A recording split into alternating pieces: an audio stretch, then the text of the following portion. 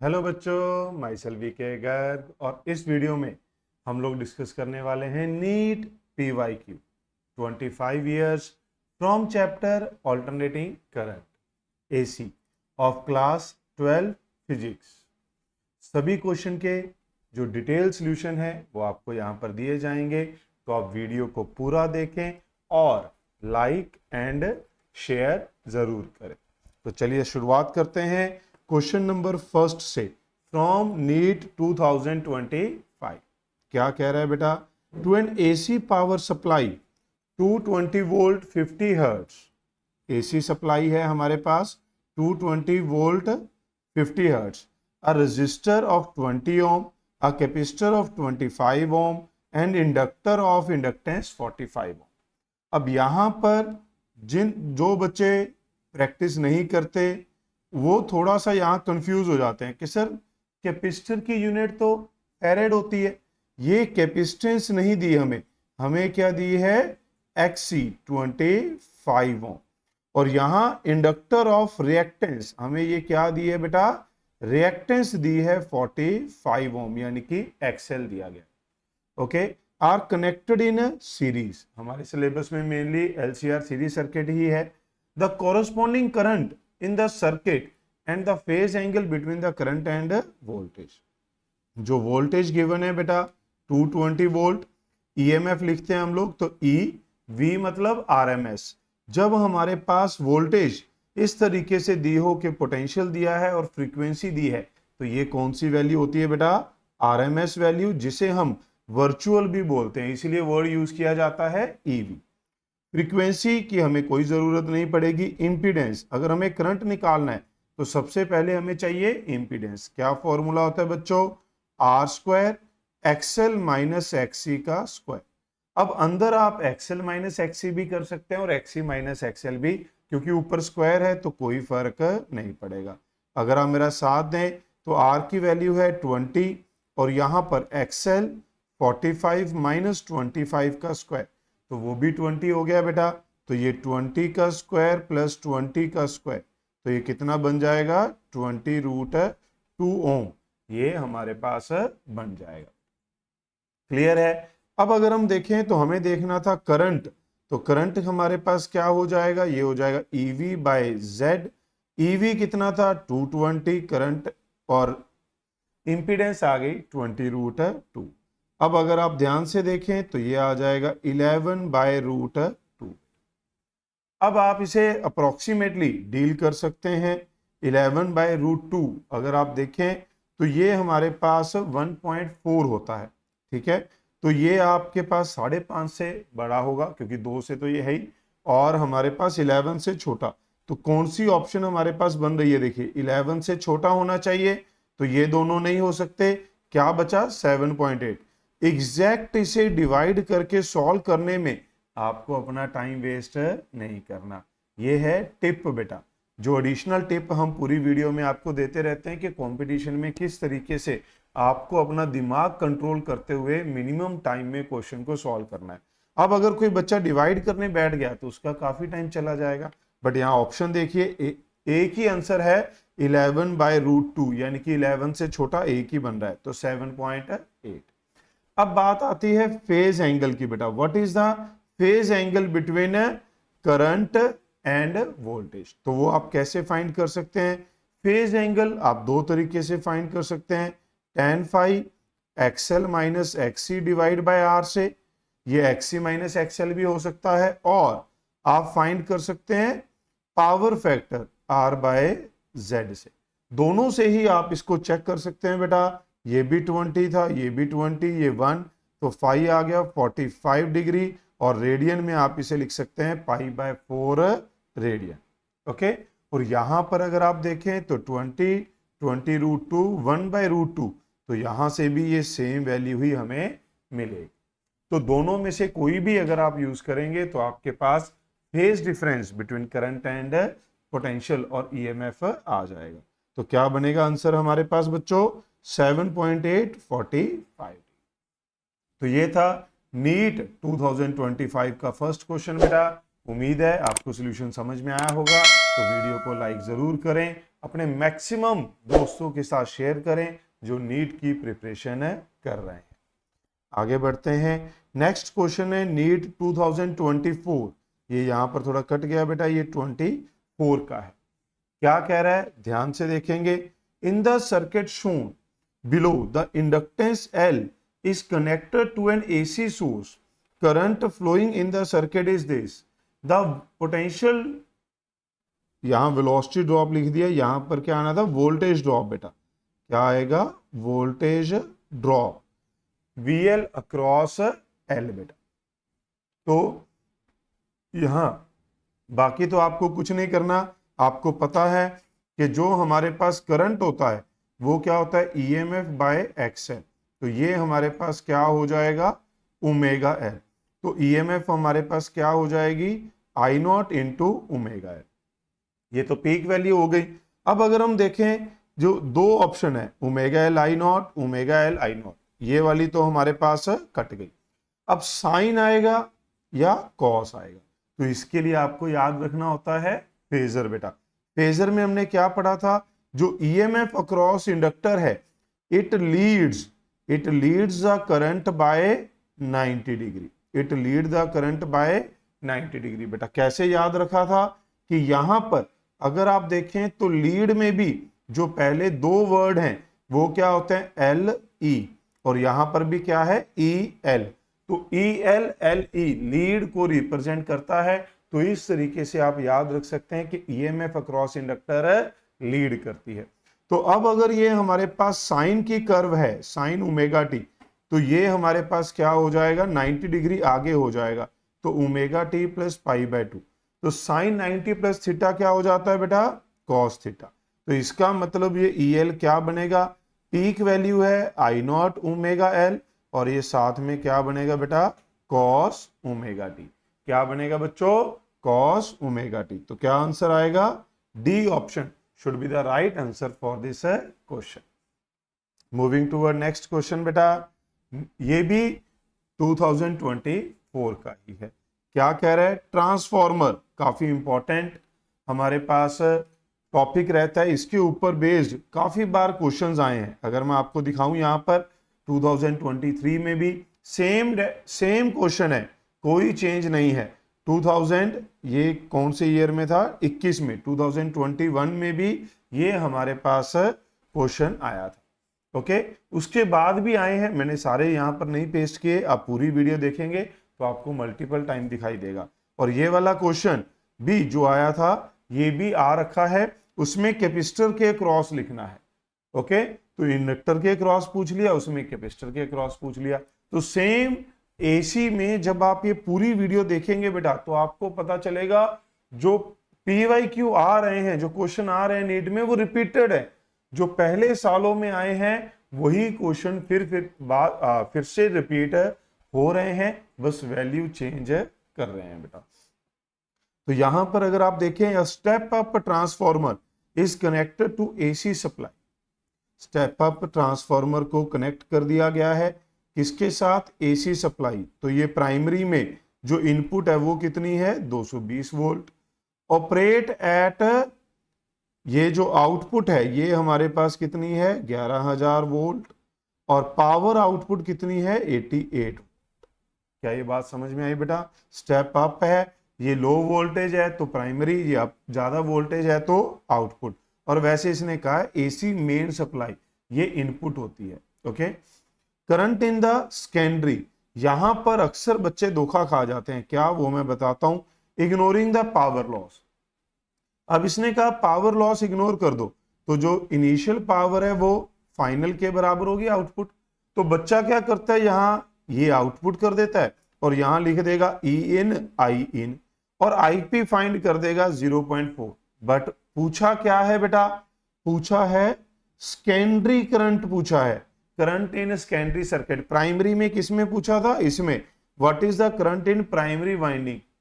समझ रहे हैं, तो ज्यादातर बच्चा ये फाइंड कर देता, और ये हमें नहीं पूछा गया है। हमें पूछा गया है ये वाला कि सेकेंडरी में कितना होगा। तो आउटपुट होती है, आउटपुट I आउटपुट 88, तो ये हो जाएगा हमारे पास 88 डिवाइड बाय 11,000। अगर आप इसे कट करेंगे तो 8/1000 8 मिली एम्पियर हमारे पास आंसर बन जाएगा बेटा। और यही आउटपुट किसके क्रॉस होती है बेटा? सेकेंडरी वाइंडिंग के क्रॉस। तो सेकेंडरी के क्रॉस करंट क्या आएगा?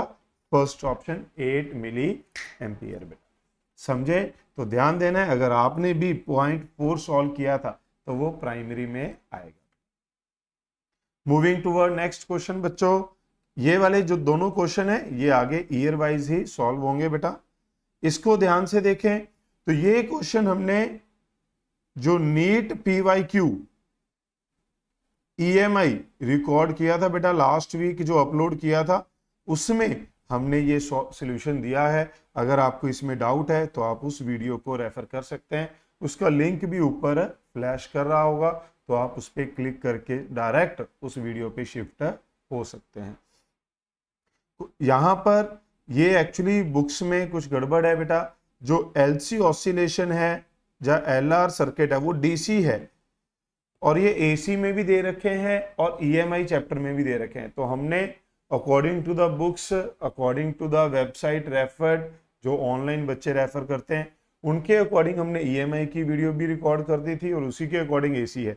तो वहां जो LC ऑसिलेशन के क्वेश्चन ना मिले तो वो इस वीडियो में मिल जाएंगे। आगे चलकर हैं 3-4 क्वेश्चन, और जो आपको बाय चांस इसमें सर्च करें तो वो उसमें भी मिल सकते हैं, क्योंकि ये कंफ्यूजन रहती है। कुछ टीचर्स, कुछ इंस्टीट्यूट EMI में कराते हैं LC ऑसिलेशन, कुछ AC में कराते हैं, तो दोनों में ये थोड़ी सी कंफ्यूजन रहती है बेटा। आगे बढ़ते हैं। Ideal transformer turn ratio is NP/NS। यहां पर ध्यान देना है, आपको NP/NS दिया है। The ratio VS/VP, VS/VP is equal to, बेटा डायरेक्ट फॉर्मूला होता है VP/VS, ये होता है NP/NS, तो ये हो जाएगा 1/2। हमसे पूछा है VS/VP। इतने छोटे क्वेश्चन में भी बच्चा 1/2 और 2/1 में गलती कर देता है बेटा। ध्यान देना, आपको क्या आएगा? 2/1। ये 1/2 है, इसने VS/VP पूछा है। आगे बढ़ेंगे। ये भी देखिए क्वेश्चन रिपीट है 2024 में, 2020 में। तो क्या कह रहा है? कहता है capacitor is connected with an AC source. ये दिखाया गया है, अगर आपको नहीं क्लियरली दिख रहा मैं जूम कर देता हूं। ये 10 माइक्रोफैरेड, ये 210 50 हर्ट्ज। ओके, अब ये कह रहे थे peak current in the circuit, जो मैं ऊपर भी बात कर रहा था। इंडक्टर वाला क्वेश्चन 2024 में ही जो री एग्जामिनेशन था उसमें भी आया था, 24 में भी फिर से आया। तो हमारे पास सिंपली हमसे पूछा है पीक करंट, और ये कौन सी वोल्टेज गिवन है बेटा? 2025 के क्वेश्चन में, फर्स्ट क्वेश्चन में बताया था कि जब हमें सप्लाई वोल्टेज और फ्रीक्वेंसी की फॉर्म में दी हो तो ये होती है बेटा RMS। तो सबसे पहले आप लिखोगे RMS करंट, ये किसके बराबर होगा बेटा? ERMS divide by XC। XC क्या होता है बच्चों? XC होता है 1/ωc, तो ωc ऊपर आ जाएगा बिकॉज XC इज 1/ωc। तो मेरा साथ देंगे यहां पर। अगर आप देखें तो ERMS 210, ओमेगा 2πf, f कितना है फ्रीक्वेंसी? ओमेगा किसके बराबर होता है बेटा? 2πf, f कितना है? 50 हर्ट्ज। C कैपेसिटेंस कितनी है? 10 माइक्रोफैराड।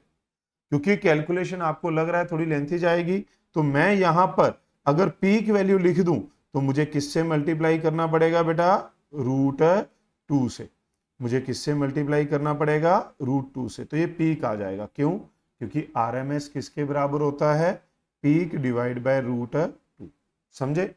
तो हम इसको ऐसे ही रख लेते हैं। यहां पर कैलकुलेशन आप देख रहे हैं थोड़ी लेंथी होने वाली है, मैं पहले सिंपल निपटा लेता हूं। ये 100, ये 1000 और ये 10⁴, और ये कितना है? 6। तो ये -2 बच गया, ये खत्म हो गया, ये खत्म हो गया, ये खत्म हो गया। तो क्या बचा बेटा हमारे पास? √2, 21 और पाई को अगर मैं लिख लूं 22/7। क्यों? मैं थोड़ा लालच कर रहा हूं कि ये 3 से कट जाएगा। तो ये हमारे पास √2 × 66, 10⁻²। अब जब आप इस तरीके की कैलकुलेशन के ऊपर पहुंच गए तो आपको थोड़ा सा ध्यान देना है कि अप्रोक्सीमेट क्या आ रहा है।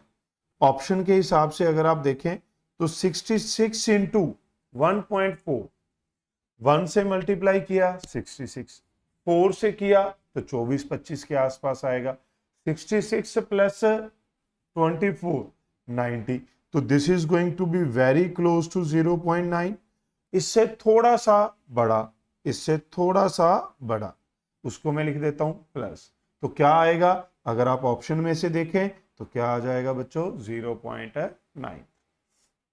क्लियर है। मूविंग टूवर्ड नेक्स्ट क्वेश्चन बच्चों, क्या कह रहा है ध्यान से देखिए। ये है नीट 2023 जो मणिपुर वाला टेस्ट हुआ था उसके ऊपर बेस्ड। कहते हैं Z1 Z2 are the impedance of the given circuit A B as shown in the figure, choose the correct option. अगर आप ध्यान से देखें तो ए में ये कौन सी बैटरी है बेटा, डीसी, और ये वाली कौन सी है बेटा, एसी।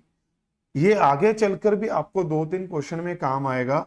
डीसी में स्टेडी करंट में, सॉरी स्टेडी स्टेट में जो इंडक्टर है it behave as short, sorry हाँ शॉर्ट सर्किट बेटा, okay, it behave as a short circuit. तो इस इंडक्टर की वजह से डीसी में कोई फर्क नहीं पड़ेगा, तो उसकी जो इंपीडेंस है वो रेजिस्टेंस के बराबर ही होगी 10 ओम। इंपीडेंस कह दिया जेड को कंपेयर करने के लिए, बट डीसी में इंपीडेंस वर्ड यूज नहीं करते हैं, ओके। तो उसकी रेजिस्टेंस होगी इक्विवेलेंट 10 ओम। एसी में अगर आप देखें, एसी में हमारे पास जो इंपीडेंस है वो किसके बराबर होगी बेटा, आर का स्क्वायर प्लस एक्सएल का स्क्वायर। आर कितना है बेटा 10, एक्सएल कितना है बेटा 2 पाई, एफ कितना है 50 इंटू एल कितना है 1000 डिवाइड बाय पाई इंटू 10⁻⁻6 का स्क्वायर। अब अगर आप यहां पर ध्यान दें, ये बात तो सॉरी ये बात क्लियर है कि ये Z2 R से बड़ा होगा, 10 से बड़ा होगा, तो ये तो क्लियर है बेटा। फर्स्ट ऑप्शन आपको दिख रही है। आप नीट जैसे एग्जाम में बैठे हैं जहां आपके लिए हर एक सेकंड इंपॉर्टेंट है, तो आप आगे बढ़ सकते हैं कि मुझे फर्स्ट ऑप्शन मिल गया है तो मुझे बाकी देखने की जरूरत ही नहीं है, क्योंकि इसमें D option all of these नहीं है। अगर ऑल ऑफ दीज हो फिर तो मुझे सारी ऑप्शन चेक करनी पड़ेंगी, बट यहां साफ साफ दिख रहा है कि Z2 इससे बड़ा होगा। अगर हम इसको कैलकुलेट करें तो क्या होगा बेटा, ये 100, ये अगर आप देखें तो 10⁻3 100, 10⁻5 ये कट जाएगा, तो मेरे पास ये क्या बच गया बेटा, यहां पर कैपेसिटेंस था। मैं सोच रहा हूं ये गड़बड़ कहां हो गई, यहां क्या था बेटा कैपेसिटेंस, तो 1 बाय लिखना था मुझे, कैलकुलेशन में थोड़ी सी गड़बड़ हो गई, 10⁻⁻6 करना था, तो ये ऊपर आके 10 का स्क्वायर 10√2 हमारे पास बन रहा। सॉरी बेटा, यहां पर देखिए कैपेसिटर था, लास्ट यहां इंडक्टर था ना, तो वही दिमाग पेपर में बच्चों के साथ भी ऐसा होता है, इसमें देखा वही इसमें भी आगे कंटिन्यू कर देते हैं, तो वहां पर मैं वही बता रहा था, थोड़ा सा एक्टिवली आपको चीजों को सॉल्व करना होता है एग्जाम में। आगे बढ़ते हैं। An AC source is connected in given circuit, the phi will be. अब ये फिर से वही आ गया, देखिए फाई क्या है, phase between EMF and current, किस में से है, मणिपुर 2023 में से। अब अगर आप ध्यान से देखें तो हमने क्या बात करी थी, फेज आप सीधा लिख सकते हैं एक्सएल बाय आर, क्योंकि सी तो है नहीं तो आप इसको लिखते एक्सएल माइनस एक्सी, सी है नहीं तो एक्सएल बाय आर, तो एक्सएल कितना होगा ओमेगा, ओमेगा कितना है बेटा, ये देखिए टी का कोफिशिएंट आपको क्या देगा ओमेगा 100 पाई, एल कितना है 1 बाय पाई, आर कितना है 100, तो ये मेरे पास क्या बन जाएगा बेटा 1, तो फाई कितना होगा बेटा 45। क्लियर है? मूविंग टूवर्ड नेक्स्ट क्वेश्चन बेटा, आगे बढ़ते हैं। नेक्स्ट है maximum power is dissipated for an AC in. AC में पावर डिसिपेटेड ही सिर्फ किस में होती है? रेजिस्टिव में। एल और सी, इंडक्टर और कैपेसिटर के cross there is no power loss. तो एल के क्रॉस भी नहीं है, सी के क्रॉस भी नहीं है, तो एल सी में भी नहीं है। ये तो SIP पॉइंट है, याद रखने वाला पॉइंट। आगे बढ़ते हैं। This is a very good question बेटा। नीट 2023 मणिपुर में ही देखिए एसी के ऊपर कितने क्वेश्चन आ गए थे। बहुत ही अच्छा क्वेश्चन है, अक्सर बच्चे डाउट पूछते हैं। क्या होगा? फिर से वही बात है, देखिए ध्यान से पढ़ना है। वेरी हाई फ्रीक्वेंसी, एसी में वेरी हाई फ्रीक्वेंसी जो एक्सएल है, ये क्या होता है? 2πfl। अगर फ्रीक्वेंसी वेरी हाई है तो एक्सएल क्या हो जाएगा? Very high. वेरी हाई मतलब इंफिनिटी। इसका मतलब it will act as open circuit. जब रेजिस्टेंस बहुत ज्यादा हो जाए तो इसमें से करंट पास नहीं करेगा। तो यहां पर अगर आप देखें XC, ये क्या होगा बेटा? 1/2πfc। अगर ये नीचे बहुत लार्ज हो गया तो ये डिनोमिनेटर अगर लार्ज हो गया तो ये वैल्यू क्या हो जाएगी? वेरी स्मॉल, यानी कि 0। जब ये रेजिस्टेंस 0 हो जाए it act as a short circuit.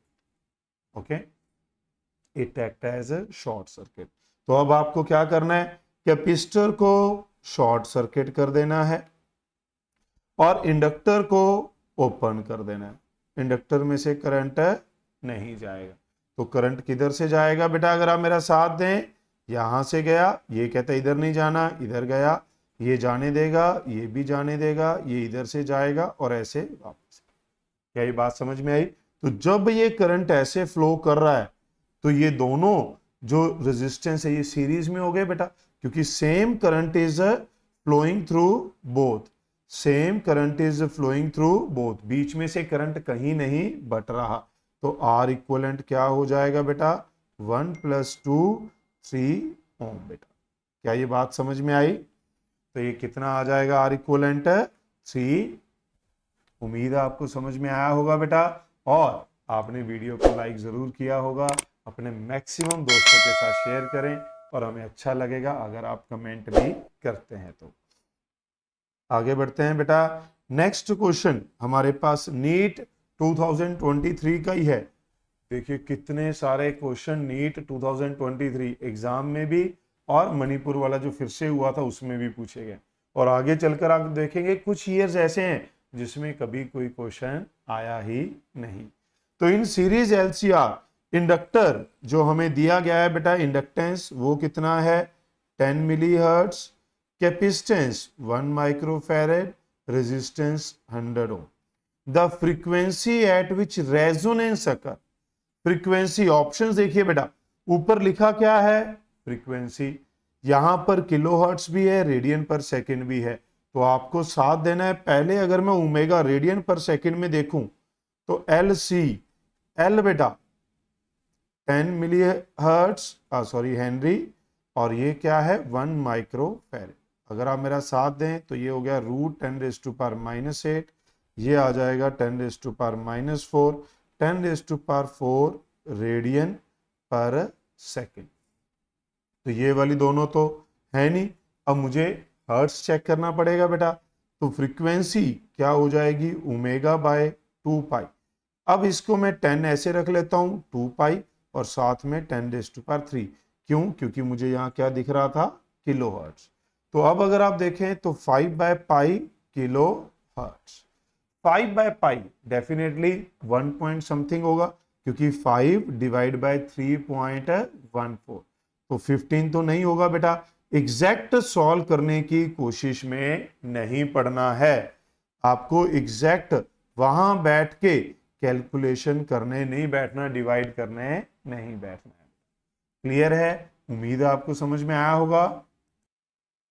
Next question बेटा, ये भी नीट 2023 से ही है। ये वही आ गया जो ऊपर हमने नीट 2024 में भी देखा था बेटा। 12 volt 60 what lamp is connected, ये आउटपुट है, क्योंकि मैं इसको लैंप से आउटपुट लूंगा बेटा। ठीक है, लैंप हमें आउटपुट में काम आएगा। Whose primary connector to AC, ये सप्लाई है, ये हमारे पास क्या है, सप्लाई। अगर मैंने वहां पी लिखा, आउटपुट लिखा है, तो मैं इसको इनपुट लिख लेता हूं। Okay, assume transformer to be ideal, यानी कि कोई पावर लॉस नहीं लेने। आगे चलकर एफिशिएंसी के ऊपर बेस्ड भी क्वेश्चन आएंगे, तो आप यहां पर क्या मान सकते हैं, input equal to out, power बराबर है। What is the current in the primary, अब प्राइमरी में पूछा है बेटा, तो यहां पर इनपुट, करंट इनपुट यानी कि प्राइमरी, और ये आउटपुट, इनपुट होती है प्राइमरी पे, आउटपुट पावर कितनी है 60। तो ये हमारे पास प्राइमरी का करंट और इनपुट करंट 60 डिवाइड बाय 2, ये कट जाएगा बेटा, 2 पे गया 3/11। अब अगर आप डिवाइड करें 0.28 बच गया 77 एम्पियर। तो ये हमारे पास जो आंसर है वो बन गया। Okay, moving toward next question. AC source is connected to capacitor, ये भी अभी नीट 2023 चल रहा है, लग रहा है उस साल काफी पसंद आया था एग्जामिनर को AC. AC source is connected to capacitor C due to decrease in operating frequency, क्या होगा बेटा। अगर हमने यहां पर देखिए डिस्प्लेसमेंट करंट की बात की जा रही है, कैपेसिटिव रिएक्टेंस की बात की जा रही है, और डिस्प्लेसमेंट करंट। अगर आप ध्यान दें, डिस्प्लेसमेंट करंट कैपेसिटर प्लेट के बीच में एक वर्चुअल करंट होता है due to change in electric flux, but ये न्यूमेरिकली इक्वल होता है जितना कंडक्शन करंट होता है वायर में। तो आप कंडक्शन करंट देख लें बेटा, डिस्प्लेसमेंट करंट का सेम रिलेशन होगा। तो अगर आप देखें तो एक्सी होता है 1/ओमेगा सी, ओमेगा है 2πf/c। तो अगर आप फ्रीक्वेंसी को due to decrease in frequency को डिक्रीज करेंगे, फ्रीक्वेंसी को क्या कर रहे हैं बेटा, डिक्रीज, डिनोमिनेटर डिक्रीज हो गया तो वैल्यू क्या हो जाएगी बेटा, इंक्रीज। तो एक्सी क्या होगा, इंक्रीज, यहां का डिक्रीज, यहां का रिमेन कांस्टेंट, गलत हो गया बेटा। अब करंट, जो करंट होता है बेटा, this is supply divide by XC. अगर एक्सी बढ़ेगा तो करंट हमारे पास क्या हो जाएगा बेटा, कम। अगर आई कम हो जाएगा तो आईडी भी क्या हो जाएगा बेटा, कम हो जाएगा। तो हमारे पास आंसर क्या बन जाएगा, 4। क्या ये बात समझ में आई बेटा आपको। आगे बढ़ते हैं, ये भी नीट 2023 का ही है। क्या कह रहा है बेटा, the net impedance of circuit as shown in figure will be, impedance क्या होगी। अगर आप ध्यान से देखें, आपको इंपीडेंस के लिए चाहिए आर, वो आपको पता है, आपको चाहिए XL, omega into L, omega कितना है बेटा 2πf, 2π इंटू फ्रीक्वेंसी क्या है 50, एल कितना दिया है 50/π मिली हेनरी। अब अगर आप मेरा साथ दें, पाई से पाई कट गया, यहां पर ये हो गया 100, तो ये कितना बच गया बेटा 5। फिर अगर आप मेरा साथ दें, एक्सी ये होगा 1/ओमेगा सी, ओमेगा की वैल्यू 2π इंटू 50, सी की वैल्यू 10⁻³ इंटू 10⁻⁻6 माइक्रोफेरेड है बेटा। अब अगर आप देखें तो पाई से पाई कट गया, ये कितना है 105, यानी कि नीचे बच गया -1, तो ये आ गया 10 ओम। क्या ये बात समझ में आई बेटा। अब अगर आप Z देखें बेटा, इंपीडेंस, तो ये क्या होगा R का square plus XL minus XC का स्क्वायर। मैंने कहा था कोई फर्क नहीं पड़ता, आप XL माइनस XC करें या XC माइनस XL, ऊपर स्क्वायर है वो ऑटोमेटिकली एडजस्ट कर लेगा। बट जैसे आपको दिखाई दे रहा है कि XC बड़ा है, तो हमारा फर्ज बनता है XC माइनस XL लिखना बेटा। तो ये क्या आ जाएगा, ये था 10 का स्क्वायर, ये है 10 - 5 का स्क्वायर, तो ये बन गया बेटा रूट 125 यानी कि 5 रूट 5 ओम। तो क्या आंसर बन जाएगा? A option is the right answer for this question. Moving toward next बेटा 2022 नीट 2022 का ये क्वेश्चन है। क्या कह रहा है? In AC circuit current through capacitor lead the voltage. Yes, हमें ये पता है, मैंने ऊपर भी बताया था। इंडक्टर में ईएमएफ लीड करती है और कैपेसिटर में करंट लीड करता है। इंडक्टर में ईएमएफ लीड करती है और कैपेसिटर में करंट लीड करता है। तो कहता है in AC circuit current through capacitor lead the voltage. Yes, कितने से? By pi by 2d radian. In AC circuit containing pure capacitance only, the phase difference between the current and voltage is pi? No, it is a pi by 2. So first is correct, second is wrong. The answer would be fourth option, statement 1, statement 2 incorrect. Getting my point? Moving toward next question बच्चों, क्या कह रहा है? कहता है an inductor of inductance 2 millihenry is connected to 220 volt AC source. The inductive reactance in the circuit is X1. Inductive reactance जो है वो कितनी है बेटा? X1. Omega into L 2 pi into 50 into 2 milli henry. इस तरीके से आप लिख सकते हैं। अब कहते हैं 220 volt DC source replaces the AC. अब मैंने डीसी लगा दिया एसी की जगह। The inductive reactance becomes X2। तो हमने ये पहले ही बात करी थी बेटा, एसी में तो ये रहता है, इन डीसी ये ऊपर भी क्वेश्चन आ चुका है, उसमें भी हमने यूज किया था। इंडक्टर स्टेडी स्टेट में act as short circuit. In DC in steady state inductor act as short circuit, तो उसकी इंपीडेंस क्या हो जाएगी? रेजिस्टेंस 0। यहां देखें तो ये 100, ये 2 पाई 10⁻⁻1 0.628 ओम बेटा, क्योंकि पाई की वैल्यू 3.14 पुट करेंगे, 6.28 डिवाइड बाय 10 कर देंगे तो क्या बन जाएगा? Fourth option is the right answer for this question. Okay, moving toward next question बेटा, पावर। अब अगर आप देखें तो 2022 में आया है और इसके बाद अगर आप देखेंगे तो बहुत सारे क्वेश्चन हैं जो एसी में PYQ नीट में मल्टीपल टाइम्स पूछे गए हैं। पावर सबसे फेवरेट टॉपिक रहता है जब नीट में क्वेश्चन आते हैं, तो आपको ये जरूर अच्छे से समझना है। कहता है standard filament lamp consume 100 what. जो स्टैंडर्ड फिलामेंट बल्ब होता है वो एक रेजिस्टर होता है। Consume 200 volt AC the peak current through. अगर आप ध्यान से देखें तो AC में EV IV cos phi, और ये जो बल्ब है ये क्या है? Pure resistor. प्योर रेजिस्टर में I और E दोनों के बीच में फेज डिफरेंस क्या होता है बेटा? 0। तो cos 0 1, तो EV कितना है? 200, पावर कितनी है? 100, तो IV cos phi 1, तो IV आ गया 1/2। अब मुझे क्या निकालना था बेटा? पीक वैल्यू, तो वो क्या होगा? √2 टाइम्स IV।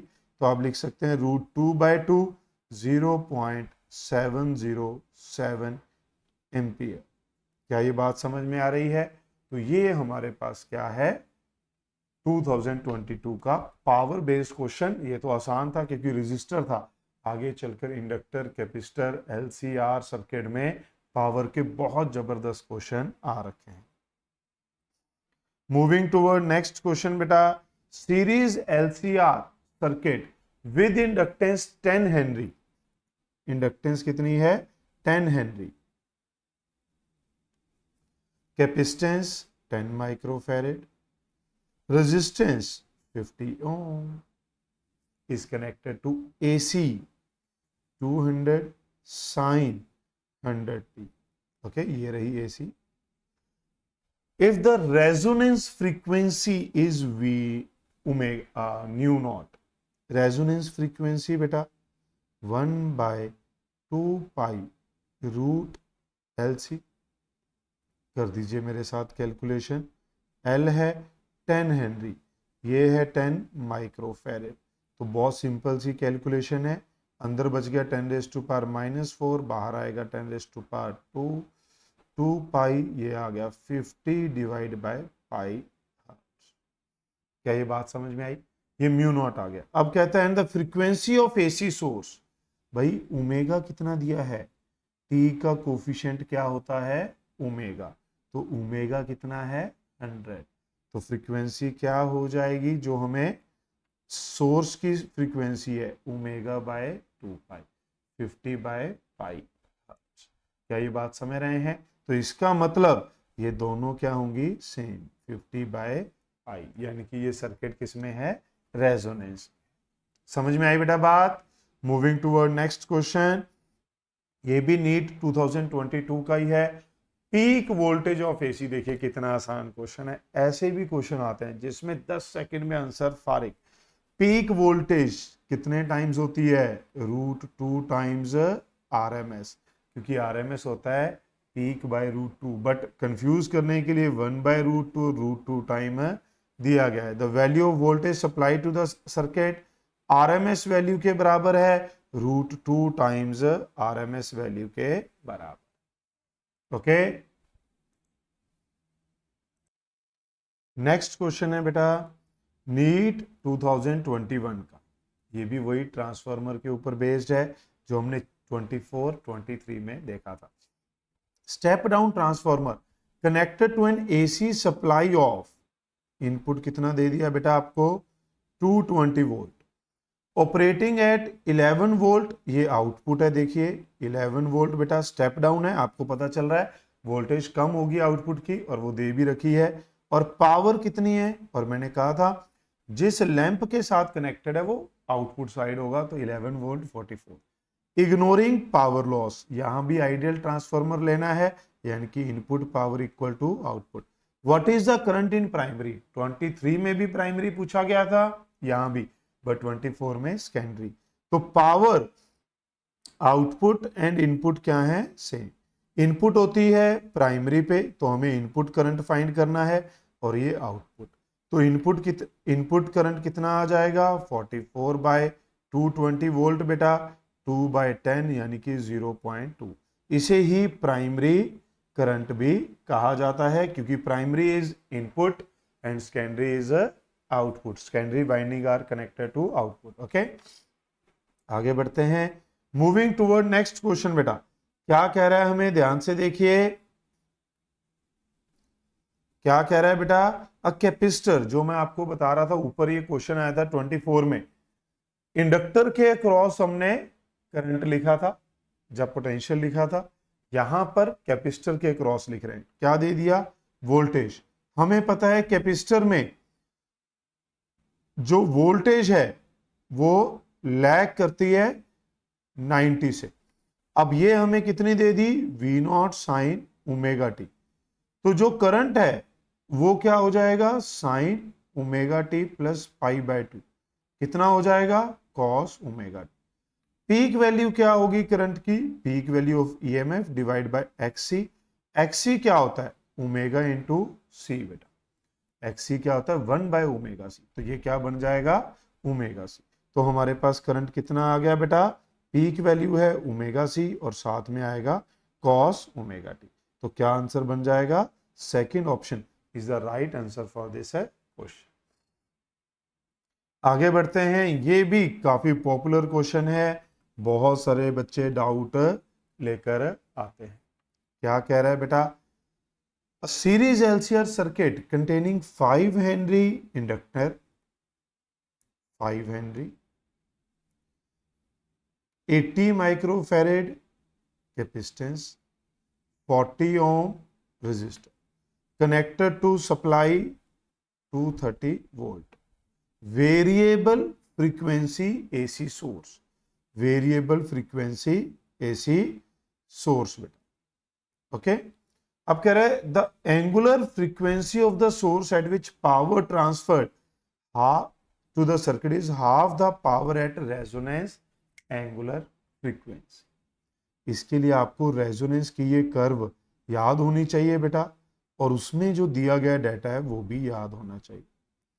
ओमेगा और करंट, रेजोनेंस में हम ये पढ़ते हैं जो करंट है रेजोनेंस पे वो क्या हो जाता है बेटा, मैक्सिमम, और पावर भी क्या हो जाती है, मैक्सिमम। फिर हम दो फ्रीक्वेंसीज और लिखते हैं, यहां पर पावर हाफ होती है मैक्सिमम पावर की, जहां पर पावर क्या होती है बेटा, हाफ होती है मैक्सिमम पावर की, ओमेगा 1 ओमेगा। ये मैं साथ में थ्योरी इसलिए बता रहा हूं क्योंकि कुछ बच्चों ने कमेंट में ये टाइप किया था कि सर कुछ क्वेश्चन की साथ में थोड़ी थ्योरी बता दिया करो। तो मुझे जो पर्सनली फील होता है, जो बच्चों को थ्योरी थोड़ी कंफ्यूज करती है, या याद नहीं होती, या ये क्वेश्चन डाउट क्यों हो सकता है थ्योरी की वजह से, तो उन क्वेश्चन की हम यहाँ पर थ्योरी भी आपको साथ साथ थोड़ी थोड़ी बता रहे हैं। ओके, तो आप अगर कोई और सजेशन देना चाहते हैं तो कमेंट में लिख सकते हैं बेटा, we will try to implement in coming videos. अगर आप ध्यान से देखें तो इन फ्रीक्वेंसीज को बोला जाता है हाफ पावर फ्रीक्वेंसी, और इस विड्थ को बोला जाता है बैंड विड्थ। इसे क्या बोला जाता है, बैंड विड्थ। ओके, अब एक एक करके इनको सॉल्व करते हैं। सबसे पहले रेजोनेंस फ्रीक्वेंसी, एंगुलर फ्रीक्वेंसी है LC, वैल्यू पुट करेंगे बेटा, L कितना दिया है 5, C कितना है बेटा 80 माइक्रोफैरेड। अगर आप ध्यान से देखें तो ये क्या होगा, 4 इंटू 10⁻⁻⁴, ये होगा 1/2 इंटू 10⁻⁻², तो ये आ जाएगा 50 रेडियन पर सेकेंड। अब आपको ये बात समझ में आनी चाहिए कि ये रेजोनेंस फ्रीक्वेंसी 50 है, तो ओमेगा 1 ओमेगा 2 एक 50 से कम होगी, एक ज्यादा। तो क्या ये हो सकती है, यस। क्या ये हो सकती है, यस। क्या ये हो सकती है, नो। ये नहीं हो सकती, पहले ऑप्शन चेक कर लेनी है, ये हो सकती है। तो 3 ऑप्शंस पॉसिबल है। अब हमें चेक करना पड़ेगा। अब अगर मैं ध्यान से देखूं तो डेल्टा ओमेगा मेरे पास क्या होता है बच्चों, R/L। अब ये फॉर्मूलाज बहुत कम बच्चों को याद होता है, ये तो सबको याद है। डेल्टा ओमेगा ये याद कम इसलिए भी होता है क्योंकि काफी सारे टीचर क्लासेस में ये बताते ही नहीं है। तो डिफरेंस कितना होना चाहिए, 8 का। अब अगर ऑप्शन चेक करना चाहें तो डिफरेंस बेटा यहां कितना है 16 का, यहां कितना है 50 का, यहां कितना है 8 का, तो आंसर तो यही होगा। अब अगर आप एग्जैक्ट लिखना चाहते हैं तो ओमेगा 1 होता है omega naught minus delta omega by 2। क्यों, क्योंकि ये कहां से आता है बेटा, ओमेगा 2 माइनस ओमेगा 1, ये तो गैप हो गया R/L, और साथ में जो ओमेगा नॉट होता है वो होता है ओमेगा 2 प्लस ओमेगा 1/2। इन दोनों इक्वेशन को, ये देखिए मैंने L थोड़ा उल्टा लगा दिया यहां, है ना, ये हमारे पास दोनों इक्वेशन को सॉल्व करेंगे तो ये रिलेशन बन जाएगा। अब अगर आप इसमें वैल्यू पुट कर दें तो ये 8/2 46, ओमेगा 2 आ जाएगा omega naught plus delta omega by 2, तो 54। समझे बेटा, तो ये काफी कम क्लासेस में बताया जाता है। आपके टीचर ने प्रोबेबली बताया होगा क्योंकि कंपटीशन की तैयारी कर रहे हैं, तो आपको ये बताया भी होगा। तो याद बहुत कम बच्चों को होता है, इस वजह से ये डाउट आता है, इसीलिए हमने आपको पूरी थ्योरी इसकी बता दी बेटा। तो बस इसी बात पे वीडियो को लाइक करना तो बनता है। ओके, लाइक करिए, अपने मैक्सिमम दोस्तों के साथ शेयर करिए। आगे बढ़ते हैं। नेक्स्ट क्वेश्चन में क्या कहता है, an inductor of inductance L, capacitor C, ये सारा डाटा दिया है आपको, are connected series of potential V। Potential cross ये दिखाया गया है 40 10 40, जस्ट वेरीफाई कर लेना है। L के क्रॉस 40, C के क्रॉस 10 और R के क्रॉस 40। समटाइम थोड़ा डाटा मिस मैच हो जाता है। एम्पलीट्यूड ऑफ करंट फ्लोइंग दिखाया हुआ है, द इंपीडेंस बताना है। तो सबसे पहले अगर आप देखें तो V कितना है, ये किसके बराबर होता है बेटा, drop cross R drop across L minus drop across C का स्क्वायर। यहां स्क्वायर है इसलिए कोई फर्क नहीं पड़ता कौन पहले कौन बाद में लिखा है। आर के क्रॉस कितना है बच्चों 40, एल के क्रॉस कितना है 40, सी के क्रॉस कितना है 10। तो ये आ गया वही ब्यूटीफुल फिगर 40 का स्क्वायर 30 का स्क्वायर, तो क्या आ जाएगा 50 वोल्ट। ओके, करंट कितना बता रखा है 10√2 एम्पियर, तो करंट होता है V बाय Z, तो Z कितना आ जाएगा 50 बाय 10√2 5 बाय √2। ओके, अब अगर आप ध्यान से देखें तो यहां पर जब आप आंसर की तरफ जाते हैं तो बच्चे आंसर मार्क कर देते हैं ये, बट ये आंसर नहीं आएगा। बताओ कहां गड़बड़ है। ये जो वोल्टेज है ये होती है RMS, और ये करंट कौन सा दिया है बेटा एम्पलीट्यूड ऑफ करंट। ऐसे बच्चा पूरा सॉल्व करके धोखा खा जाता है। तो यहां पर जो करंट एम्पलीट्यूड है, अगर यहां पर RMS है तो यहां पर भी क्या होनी चाहिए थी RMS, तो ये हमारे पास क्या होना चाहिए था बाय √2। ये कट जाएगा तो ये हमारे पास क्या बचेगा, ये हमारे पास क्या बचेगा बेटा 5। ओके, अक्सर क्लास में जब हम इस तरीके का क्वेश्चन देते हैं ऑप्शन देते हैं तो इसी तरीके से करते हैं कि पहले हम गलत मेथड पूरा सॉल्व करते हैं, बच्चों से पूछते हैं हाँ बेटा समझ आया क्लियर है, बच्चे कहते हैं यस सर, और फिर बताते हैं कि बेटा आपने ये तो देखा नहीं।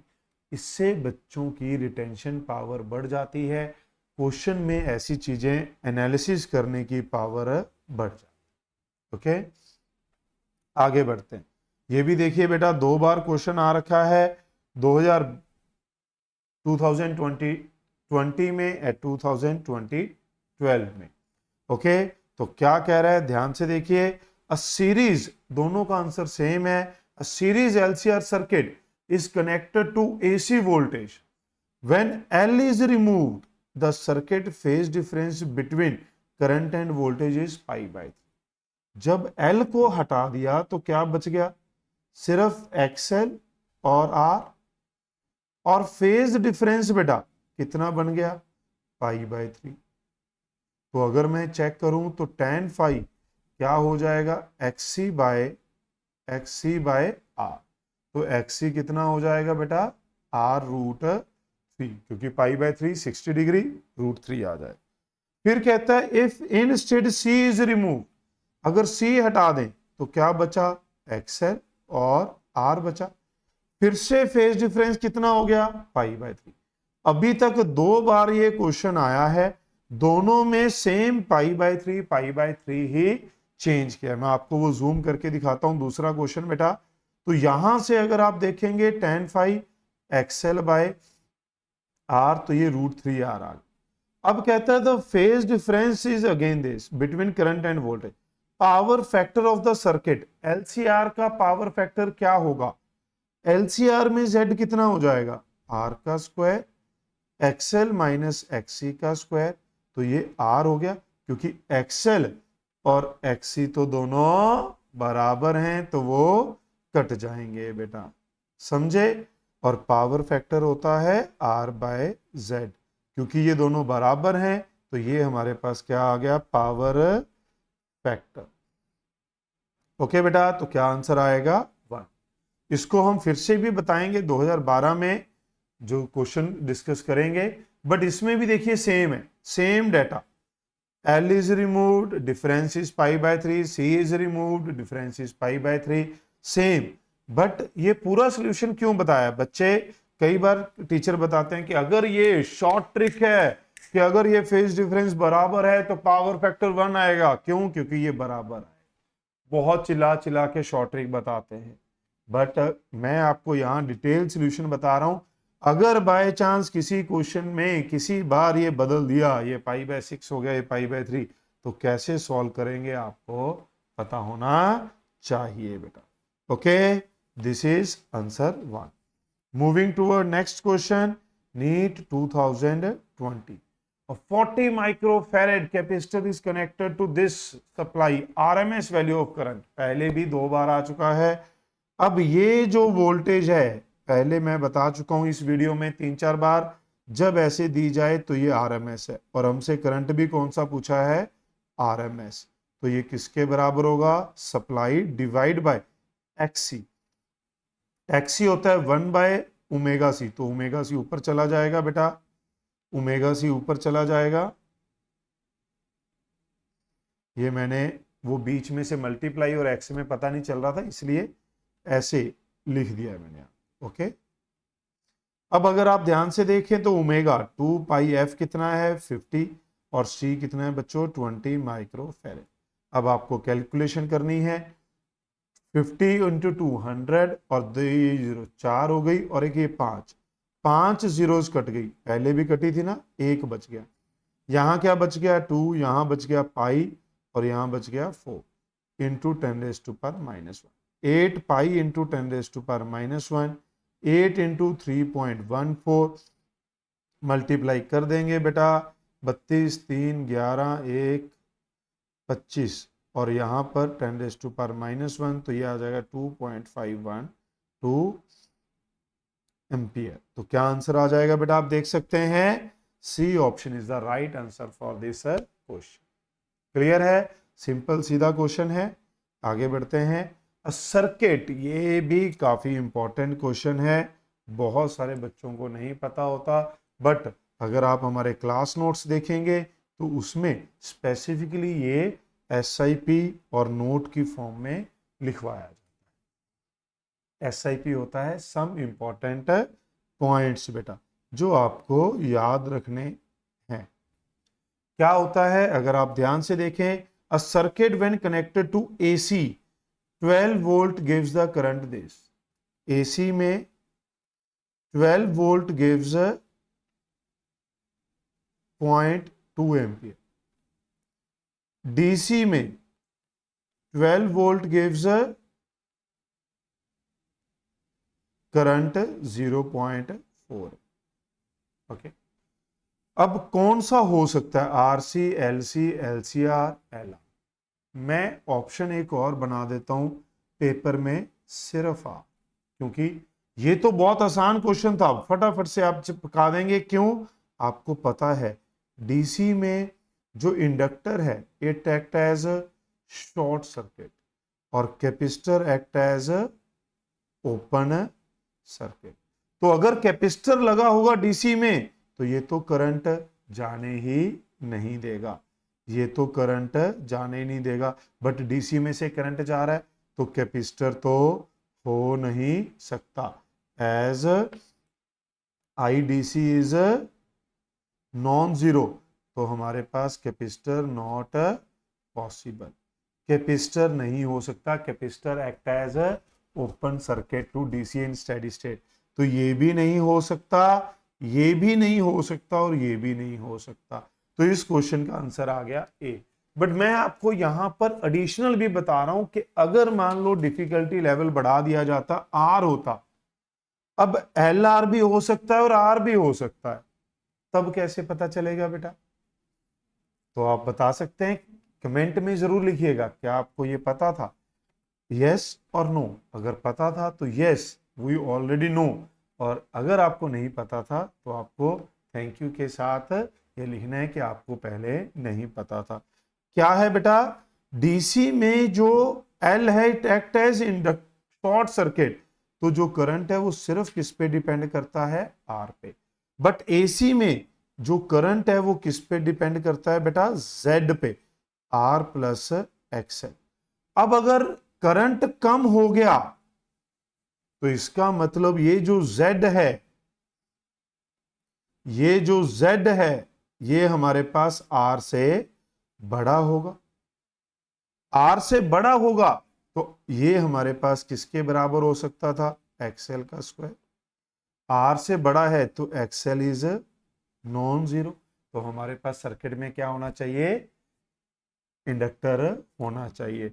अगर किसी क्वेश्चन में ये दोनों बराबर आ जाते कि DC में भी 0.2 है और AC में भी 0.2 है, तब हमारे पास आंसर क्या आता, ओनली R।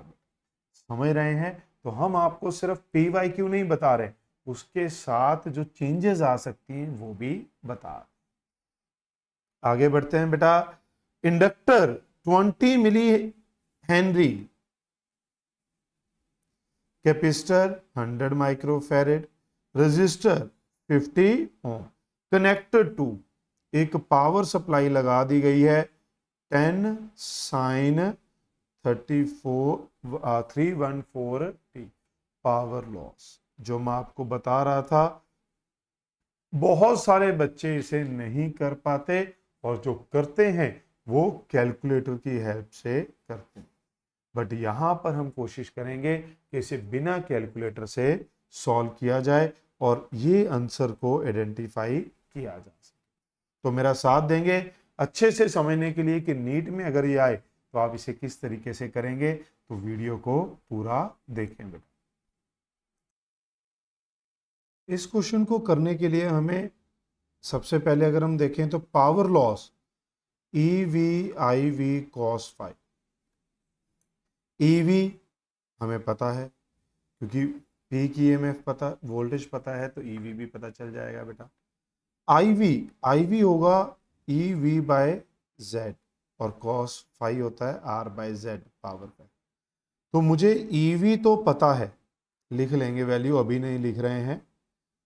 R भी पता है, मेन बात है Z²। मेन बात क्या है बेटा? Z² find. इसके लिए बच्चे जो मैं आपको बता रहा हूं कैलकुलेटर यूज करते हैं, बट नीट में या किसी और एग्जाम में तो कैलकुलेटर नहीं यूज करने दिया जाएगा। R XL माइनस XC का स्क्वायर। अगर आप मेरा साथ दें, यहां पर मैं अगर छोटी सी कोई कैलकुलेशन करके रखूं XL, तो ये हो जाएगा ओमेगा। ओमेगा क्या है? 314। यहां पर ध्यान देना है, ओमेगा कितना है? 314। क्या मैं इसे 100 पाई लिख सकता हूं? क्योंकि पाई होता है 3.14। तो यहां पर ये हो गया 100 पाई और L कितना है? 20 मिली हर्ट्ज। तो ये हमारे पास हो गया 2 पाई। अब अगर मैं कैपेसिटेंस की कैलकुलेशन करके रखूं, यहां थोड़ी जगह मुझे कम लग रही है, मैं इसको एडजस्ट कर लेता हूं ऐसे, यहां ऐसे है ना। कैपेसिटेंस की अगर मैं कैलकुलेशन करूं तो XC 1/100 माइक्रोफैरेड इंटू ओमेगा कितना है? 100 पाई। तो ये क्या बच गया बेटा? 100/पाई। आप देख सकते हैं ये कितना है? 4 कट जाएंगी पावर 10⁻⁴, यहाँ 10⁻⁻², ऊपर जाकर ये बन। अब हमें पता है कि पाई स्क्वायर किसके बराबर होता है? 10 के। तो अगर मैं इसको ऊपर नीचे पाई से मल्टीप्लाई कर दूं तो ये मेरे पास आ जाएगा 10 पाई अप्रोक्सीमेटली क्या आ जाएगा? 10। समझ रहे हैं बेटा? तो अब यहां वैल्यू पुट करेंगे। R की वैल्यू क्या है? 50। XL कितना था? 2 पाई। ये कितना है? 10 पाई। कोई फर्क नहीं पड़ता कौन सा आगे लिखें कौन सा पीछे, क्योंकि स्क्वायर है। तो ये आ गया। अब अगर आप यहां पर फिर से मेरा साथ दें तो ये 2500, यहां 8 का स्क्वायर 64, साथ में pi square. Pi square is nearly 640 दिख रहा है। अब यहां पर आप इसको 640 लिखकर 3140 लिखकर अपनी कैलकुलेशन को फंसा भी सकते हैं। और यहीं पे है वो मेन पॉइंट। अगर आप अपनी कैलकुलेशन को थोड़ा सा सेटल करें तो क्या इसको 625 लिखा जा सकता? क्योंकि वैसे भी हमें पता है ये पाई स्क्वायर 10 से थोड़ा छोटा होता है, 9.8 पॉइंट समथिंग होता है। तो 625, जैसे ही आप इसे 625 लिखेंगे तो आपके पास बेनिफिट क्या होगा? आप इसमें से 25 बाहर निकाल लो, ये 100, और यहां से भी 25 बाहर आ जाएगा। तो ये क्या बन गया? 25 इंटू 125। अब सर ऐसा क्यों किया? क्योंकि देखो बाहर 25 आ जाएगा और अंदर 5 बच सकता है। तो ये कैलकुलेशन ऐसे छोटी हो सकती है, बट हमें इसकी जरूरत नहीं पड़ेगी। इसकी क्यों? मुझे तो Z² चाहिए था। अब देखिए यहां पर ये कैसे बेनिफिशियल होगा। P EV कितना है बेटा? 10/√2। EV कितना है? 10/√2। तो ये आ गया 5√2। कितना आ गया बेटा? ये 5√2। तो ये आ गया 5√2 का स्क्वायर और आर कितना है 50 और नीचे जेड स्क्वायर, हमें तो जेड स्क्वायर ही चाहिए तो वो आ गया 25 इंटू 125। अब आपको दिखेगा अरे ये तो बहुत ज्यादा टाइम सेविंग है, हो गया और हमें कैलकुलेटर की जरूरत भी नहीं पड़ी क्योंकि ऊपर भी बन गया 50 और ये 25, 125 को भी लिख सकते हैं 25 इंटू 5। क्या अब आपको ये दिख रहा है कि ये 2 ये 2 ये 4/5 0.8 के बहुत ही ज्यादा पास आंसर आएगा और वो क्या दिख रहा है 0.7। क्या ये बात समझ में आई? बिना कैलकुलेटर के ये हो गया, अदरवाइज बच्चे यहां पर अटक जाते हैं। पहली बात तो यहीं अटकेंगे, ठीक है, फिर यहां पर कुछ लिख लेंगे तो यहां अटक जाएंगे, फिर यहां डिवाइड करने में बैठे रहते हैं।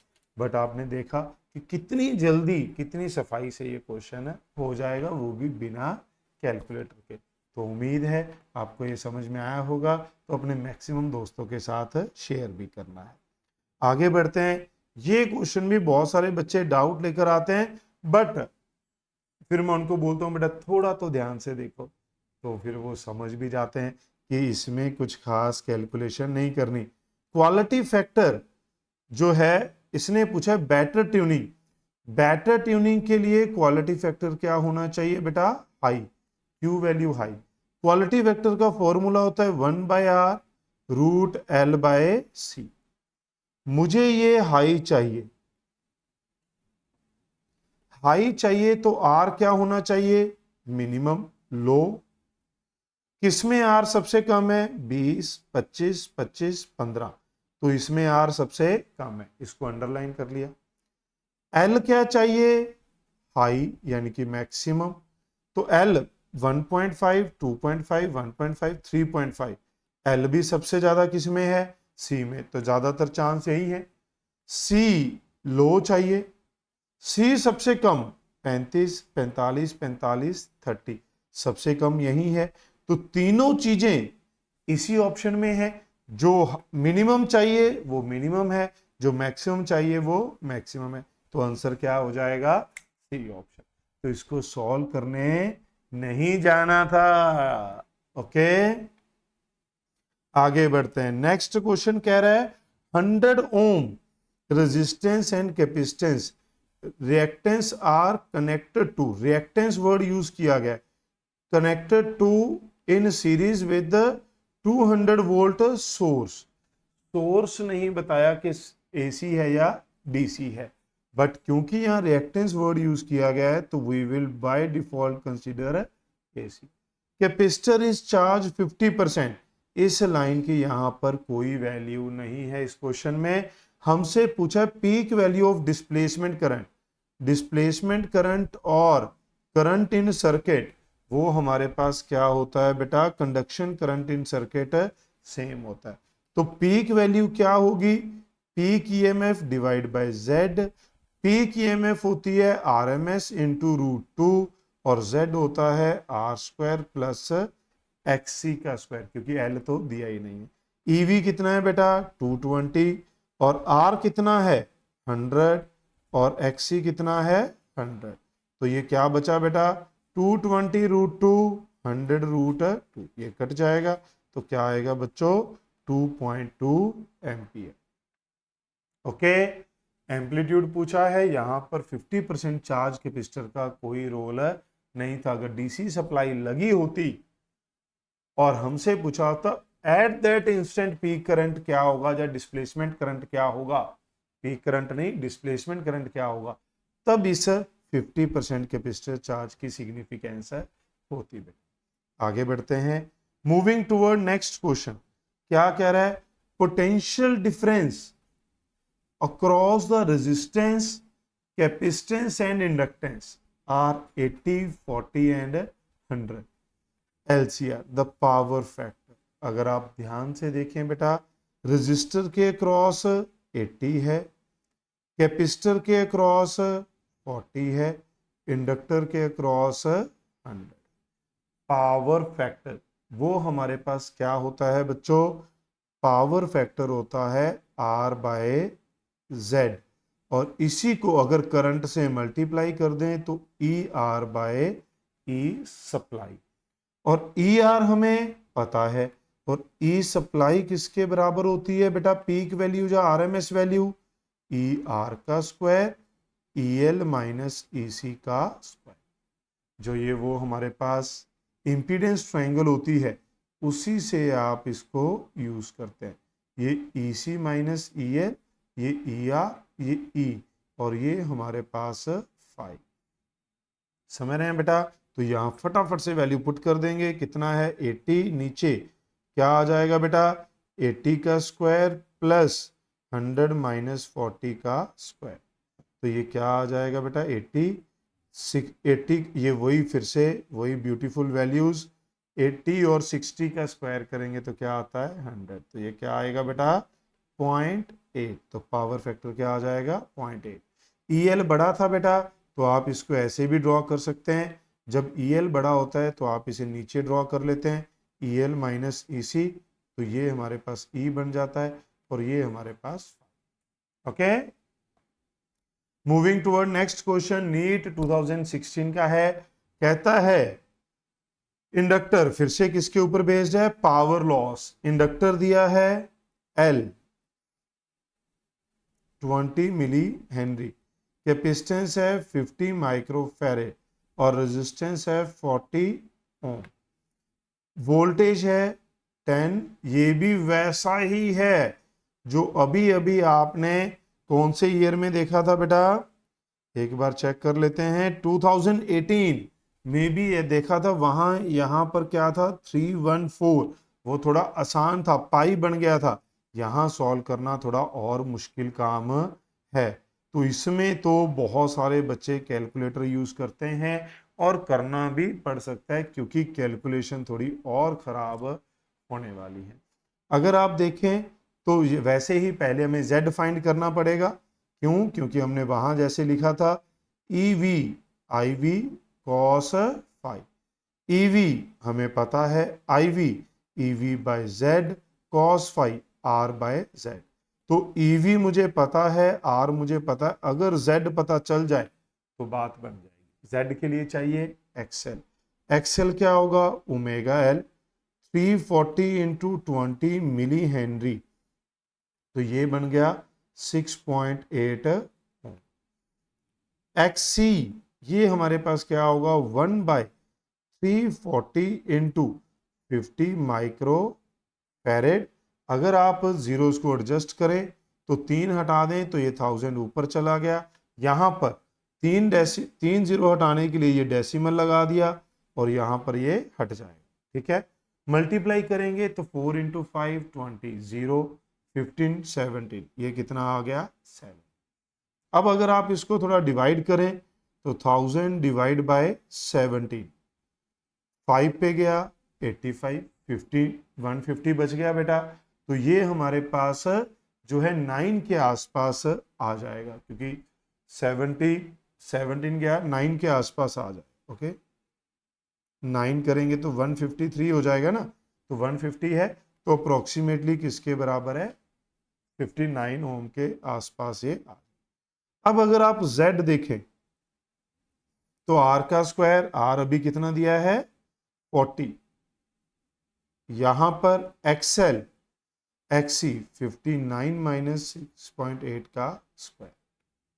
क्या ये बात समझ में आई बेटा सबको? तो जैसे हमने प्रीवियस क्वेश्चन में किया था वैसे ही यहां करेंगे। 40 का स्क्वायर, पहले देखते हैं आसपास कुछ बनता है, ये क्या बन जाएगा 52, 52 7 माइनस कर दिया क्योंकि ये भी थोड़ा सा कम था इससे, तो ये एडजस्ट कर लेंगे इसके आसपास। अब अगर आप देखें तो 4 यहां से बाहर आ जाएगा, 4 का स्क्वायर, यहां बच गया 10 और ये बचाएगा 13 का स्क्वायर, 13 इंटू 4 52, 26 52, ठीक है। अब ये हमें पता है, हमें तो Z स्क्वायर चाहिए बेटा, तो ये 4 का स्क्वायर 16, अंदर 100 प्लस 13 का स्क्वायर 269, जरूरत पड़ेगी तो 270 लिख लेंगे। यहां वैल्यू पुट करते हैं, देखिए क्या बनेगा। EV कितना था बेटा फिर से 10/√2 5√2 सेम वैल्यू है, पिछले क्वेश्चन में भी यही थी। 5√2 का स्क्वायर r कितना है 40, और नीचे ये आ गया 16 इंटू 270 लिख लेते हैं।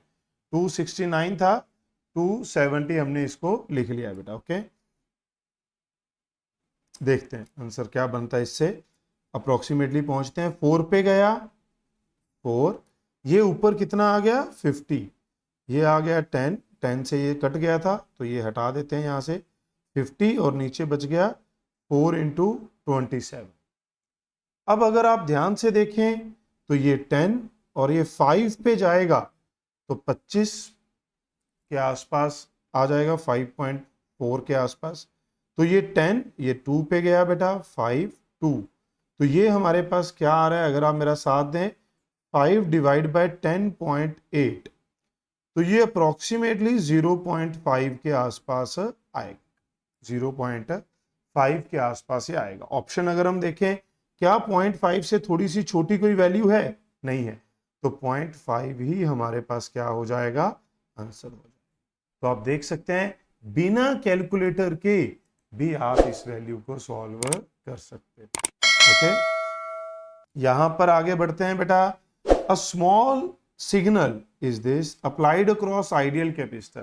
पहले भी 2 बार ये क्वेश्चन आ चुका है। कैपेसिटर में जो करंट है वो लीड करता है और ईएमएफ क्या करती है बेटा, लैग करती है π/2 से। तो current lead the voltage by 180, no, कितने से 90 डिग्री से लीड करता है। Current lag behind voltage, no. Over a full cycle the capacitor does not consume any power, yes, average power over full cycle inductor और capacitor में क्या होती है बेटा, 0। Current is in phase, no. तो करेक्ट आंसर क्या हो जाएगा, C option. Okay, moving to next question बेटा। ये क्वेश्चन भी काफी सारे बच्चों को परेशान करता है, काफी पॉपुलर और बहुत ही डाउट में पूछे जाने वाला क्वेश्चन है। क्या कहता है, A series RC circuit is connected to alternating voltage source. Consider two situation. एक हमारे पास सीरीज RC सर्किट है, इसको हमने सोर्स के साथ कनेक्ट कर दिया। 2 सिचुएशन है तो इसको कॉपी कर लेते हैं, केस ए केस बी। कहता है when it is air field और इट इज माइका फील्ड। अब दूसरे केस में आप देख सकते हैं जब हमने डाइलेक्ट्रिक फिल कर दिया तो जो कैपेसिटेंस है वो पहले वाले केस के कंपैरेटिवली इंक्रीज हो जाएगी। पूछा है current through the resistor, battery दोनों में सेम मान रहे हैं हम लोग। Voltage across capacitor, voltage across capacitor VA, इस केस में VB, इस केस में मैं करंट ले रहा हूं IB, इस केस में करंट ले रहा हूं I। अगर आप पहले केस में ध्यान से देखें तो करंट किसके बराबर होगा बेटा, supply voltage divide by Z, Z होगा R का स्क्वायर प्लस 1/ω/C का स्क्वायर। दूसरे केस में अगर आप देखें बेटा, V डिवाइड बाय R का स्क्वायर प्लस 1/ω/CB का स्क्वायर, यहां C है। अब आप देख सकते हैं CB बड़ा है, क्या है बेटा, CB बड़ा है।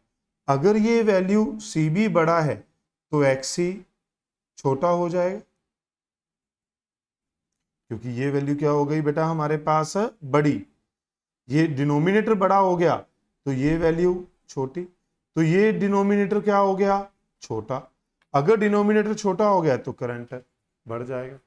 XC कम हो गया तो Z भी कम हो जाएगा, Z कम हो जाएगा तो करंट B सेक्शन में बढ़ जाएगा। आप इस तरीके से भी देख सकते हैं बेटा। तो करंट B सेक्शन में क्या होगा बेटा, बढ़ेगा, बट इसने कहा बराबर है, ये गलत हो गया।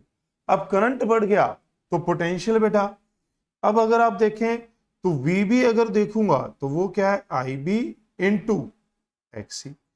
करंट इंक्रीज हो गया, XC डिक्रीज हो गया, तो क्या इसके प्रोडक्ट के बारे में कुछ बता सकते हैं, नहीं बता सकते। तो अब वोल्टेज को कैसे देखेंगे बेटा, अब इधर देखें तो करंट बढ़ गया तो वोल्टेज अक्रॉस R बेटा, अगर मैं वोल्टेज अक्रॉस R देखूं voltage across R V R, current बढ़ गया, करंट तो सेम है, आर सेम है, अगर ये इंक्रीज हो गया और ये सेम है तो वोल्टेज अक्रॉस आर क्या हो जाएगी बेटा, इंक्रीज।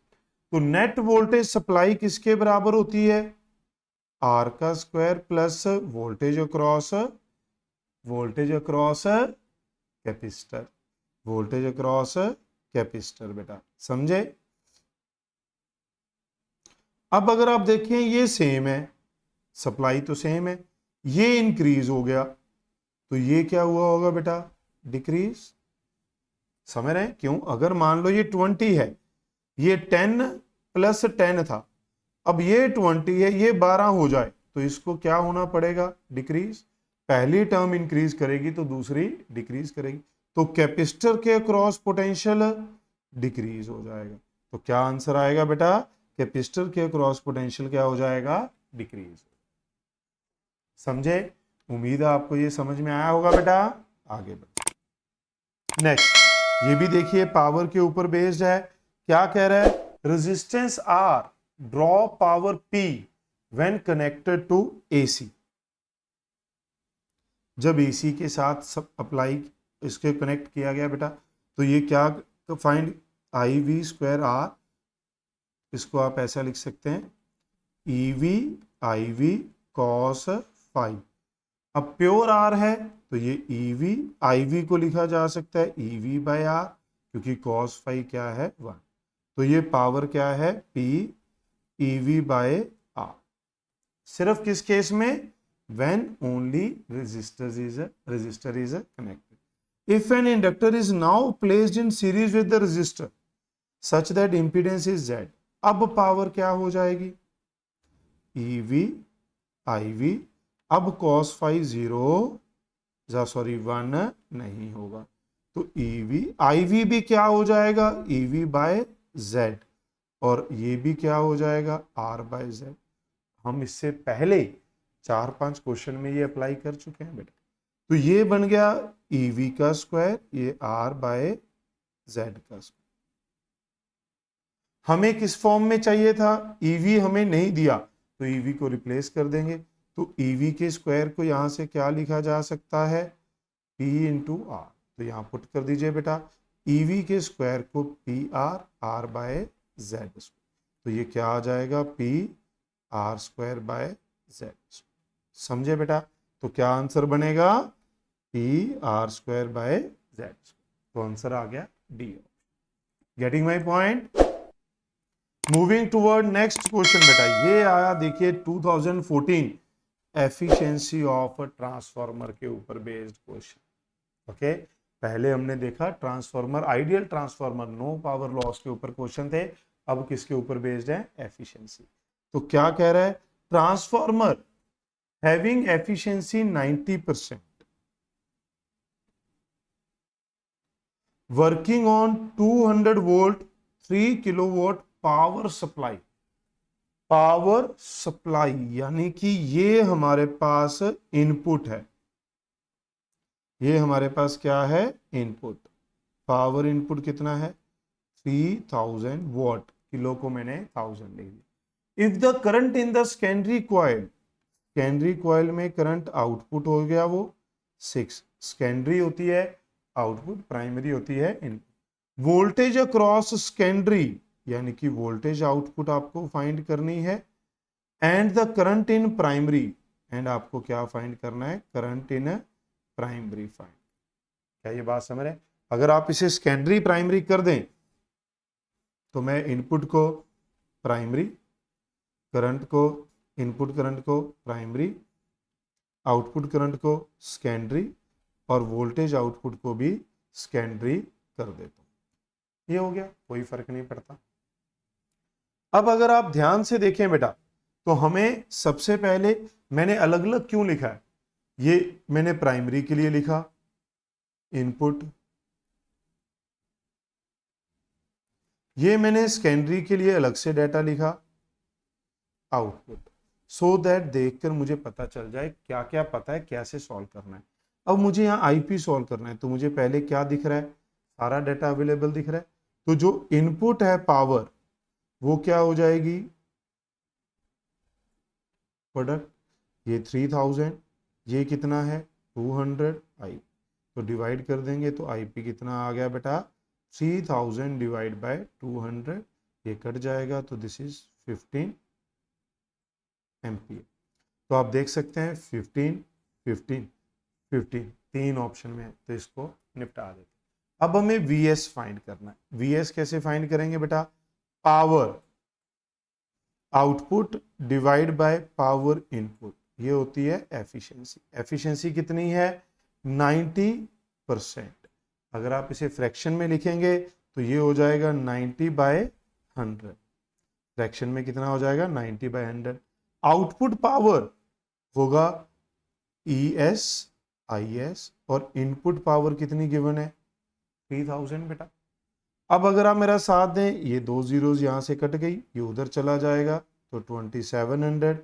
हमें क्या गिवन था 6, आउटपुट में क्या गिवन था बेटा 6 एम्पियर, तो ये हमारे पास सेकेंडरी की EMF आ जाएगी 2700/6, 3 पे गया 900/2 450 वोल्ट। तो क्या आंसर आ जाएगा बच्चों 450 वोल्ट 15 एम्पियर। क्लियर है, ये था नीट और AIPMT 2014 का क्वेश्चन। नेक्स्ट क्वेश्चन बेटा क्या कह रहा है, ये भी ट्रांसफार्मर के ऊपर बेस्ड है और नीट 2013 का है।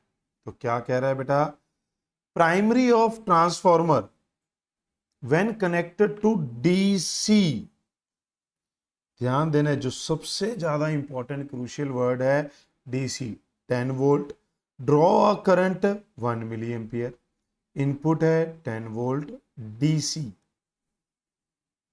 करंट है 1 milli ampere, number of turn दे दिया आपको, प्राइमरी में 50, सेकेंडरी में 100, voltage in secondary and current drawn by the circuit in secondary. सारा डेटा दे दिया कि फटाफट से बच्चा चिपका दे, बट ऐसा नहीं होगा। डीसी में करंट वेरी नहीं करता, इसलिए म्यूचुअल इंडक्टेंस नहीं होती, इसलिए जो ट्रांसफार्मर जो है वो वर्क नहीं करता, तो कोई भी कन्वर्जन ये नहीं कर पाएगा, इसीलिए क्या आएगी आउटपुट 0, कोई करंट नहीं होगा, ना ही कोई पोटेंशियल होगा। DC is the very important point. देख रहे हैं कितना ट्रिकी क्वेश्चन यहां पर दिया गया था, इसको समझें बेटा। अ coil of self inductance L is connected in series with the bulb, एक कॉइल को एक बल्ब के साथ कनेक्ट किया गया, एक बल्ब के साथ कनेक्ट किया। बल्ब क्या होता है, एक रेजिस्टर होती है, बल्ब को हम यहां पर क्या मान रहे हैं, एक रेजिस्टर, और सोर्स कैसा है बेटा AC है। ये DC में भी क्वेश्चन आता है। अब कहते हैं bulb brightness of bulb decrease, हमें ब्राइटनेस को कम करना है। ब्राइटनेस कब कम होगी बेटा, हमें ब्राइटनेस को कम करना है। कब कम होगी, जब करंट क्या होगा कम होगा, और करंट के लिए सप्लाई वही है, तो क्या होगा बेटा, करंट होता है E/Z, तो ये डिक्रीज होना चाहिए, तो Z को क्या होना पड़ेगा, इंक्रीज होना पड़ेगा। Z किसके बराबर है, R + XL का स्क्वायर, तो हम मुझे ये इंक्रीज कराना है। तो चेक करते हैं किस में होता है, capacitance of reactance XC - XL is included. अगर मैंने एक कैपेसिटेंस कर दी तो Z मेरे पास क्या हो जाएगा बेटा, R² प्लस, यहां पर देखिए मुझे ब्राइटनेस कम करनी थी, ये कम करना था, Z इंक्रीज करना था, ये इंक्रीज करना था, ठीक है। तो अगर मैं XL - XC लगाऊंगा तो ये तो 0 हो जाएगा बेटा, ये 0 हो जाएगा, तो ये तो R बचेगा, Z क्या बचेगा मेरे पास R, तो ये तो कम हो गया, ये Z' क्या हो गया कम, मुझे क्या करना था इंक्रीज करना था, ये कम हो गया बेटा, डिक्रीज हो गया, तो काम नहीं बनेगा। Iron rod is inserted, iron rod insert कर देंगे, परमेबिलिटी इंक्रीज हो गई, जो एल है वो म्यू आर के ऊपर डिपेंड करता है, इंक्रीज हो गई बेटा। अगर ये इंक्रीज हो गई तो ये वाली टर्म इंक्रीज हो जाएगी, तो जेड इंक्रीज हो जाएगा, यानी कि ब्राइटनेस कम हो जाएगी बेटा, तो ये करेक्ट होना चाहिए। फ्रीक्वेंसी को डिक्रीज कर दो तो एक्सएल क्या होता है 2 pi F L. Frequency decrease करेंगे तो ये डिक्रीज करेगा, अगर ये डिक्रीज कर गया बेटा, ये डिक्रीज कर गया तो ये ओवरऑल डिक्रीज करेगा, हमें तो इंक्रीज कराना था, ये भी नहीं। नंबर ऑफ टर्न रिड्यूस कर दो, L is directly proportional to N square, अगर मैं उसको कम करूंगा तो ये डिक्रीज कर जाएगा, डिक्रीज करेगा तो ये ओवरऑल डिक्रीज हो जाएगा, तो हमें इंक्रीज करना था। तो आंसर क्या आएगा बेटा, second option is the right answer for this question. Okay, moving toward next question बेटा, क्या कह रहा है ध्यान से देखेंगे। In an electrical circuit RLC and AC voltage source all are connected in ये तो हम कर चुके हैं पहले, 2012 का क्वेश्चन पहले भी आया था, कौन से ईयर में आया था वो पहले आपने वीडियो देखी होगी। सेम पाई बाय थ्री मैंने एक्सप्लेन किया था कि अगर इसके अलावा कोई और वैल्यू आ जाए तो कैसे सॉल्व करने हैं, वो भी आपको बताया गया था। तो आप ऊपर थोड़ा स्क्रॉल करके देख सकते हैं, मैं अभी आपको बता भी देता हूं कौन से ईयर में ये same question, same data, same answer, ये 2020 में था, 2020। ओके, 2020 में ये क्वेश्चन था, ये 2012 में सेम क्वेश्चन है। तो अगर आपको इसमें डाउट है, आप इस क्वेश्चन को देखना चाहते हैं, तो आप वीडियो को पीछे करके इस ईयर का क्वेश्चन देख सकते हैं। आगे बढ़ते हैं बेटा, ये देखिए इंस्टेंटेनियस पावर के ऊपर बेस्ड क्वेश्चन है, क्या कह रहा है ध्यान से देखेंगे बेटा। इंस्टेंटेनियस वैल्यूज के ऊपर बेस्ड क्वेश्चन है, पावर आपको एवरेज ही फाइंड करनी, एवरेज पावर होती है EV IV cos phi, EV E0 by root two, IV I0 by root two, cos phi वो देखते हैं। तो ये बन गया हमारे पास 1/2 E0 I0 cos phi. E0 पता है, I0 पता है, फाई यहां ध्यान देना है बेटा, मैं फटाफट नहीं बताऊंगा आपको, ध्यान से सुनिए। ये साइन है, ये भी साइन है, ये ओमेगा टी, ये ओमेगा टी, तो ये सिंपल मेरे पास क्या हो गया।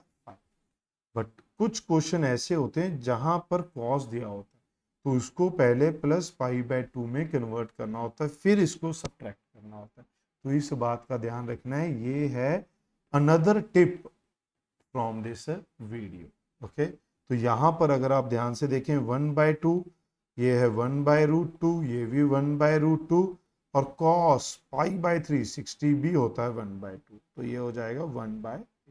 ओके, cos 60 की वैल्यू भी होती है 1/2। आगे बढ़ते हैं, नेक्स्ट है बेटा ऑल्टरनेटिंग करंट वोल्टेज, ये हमें दी है, is connected to capacitor of capacitance this RMS value of this current.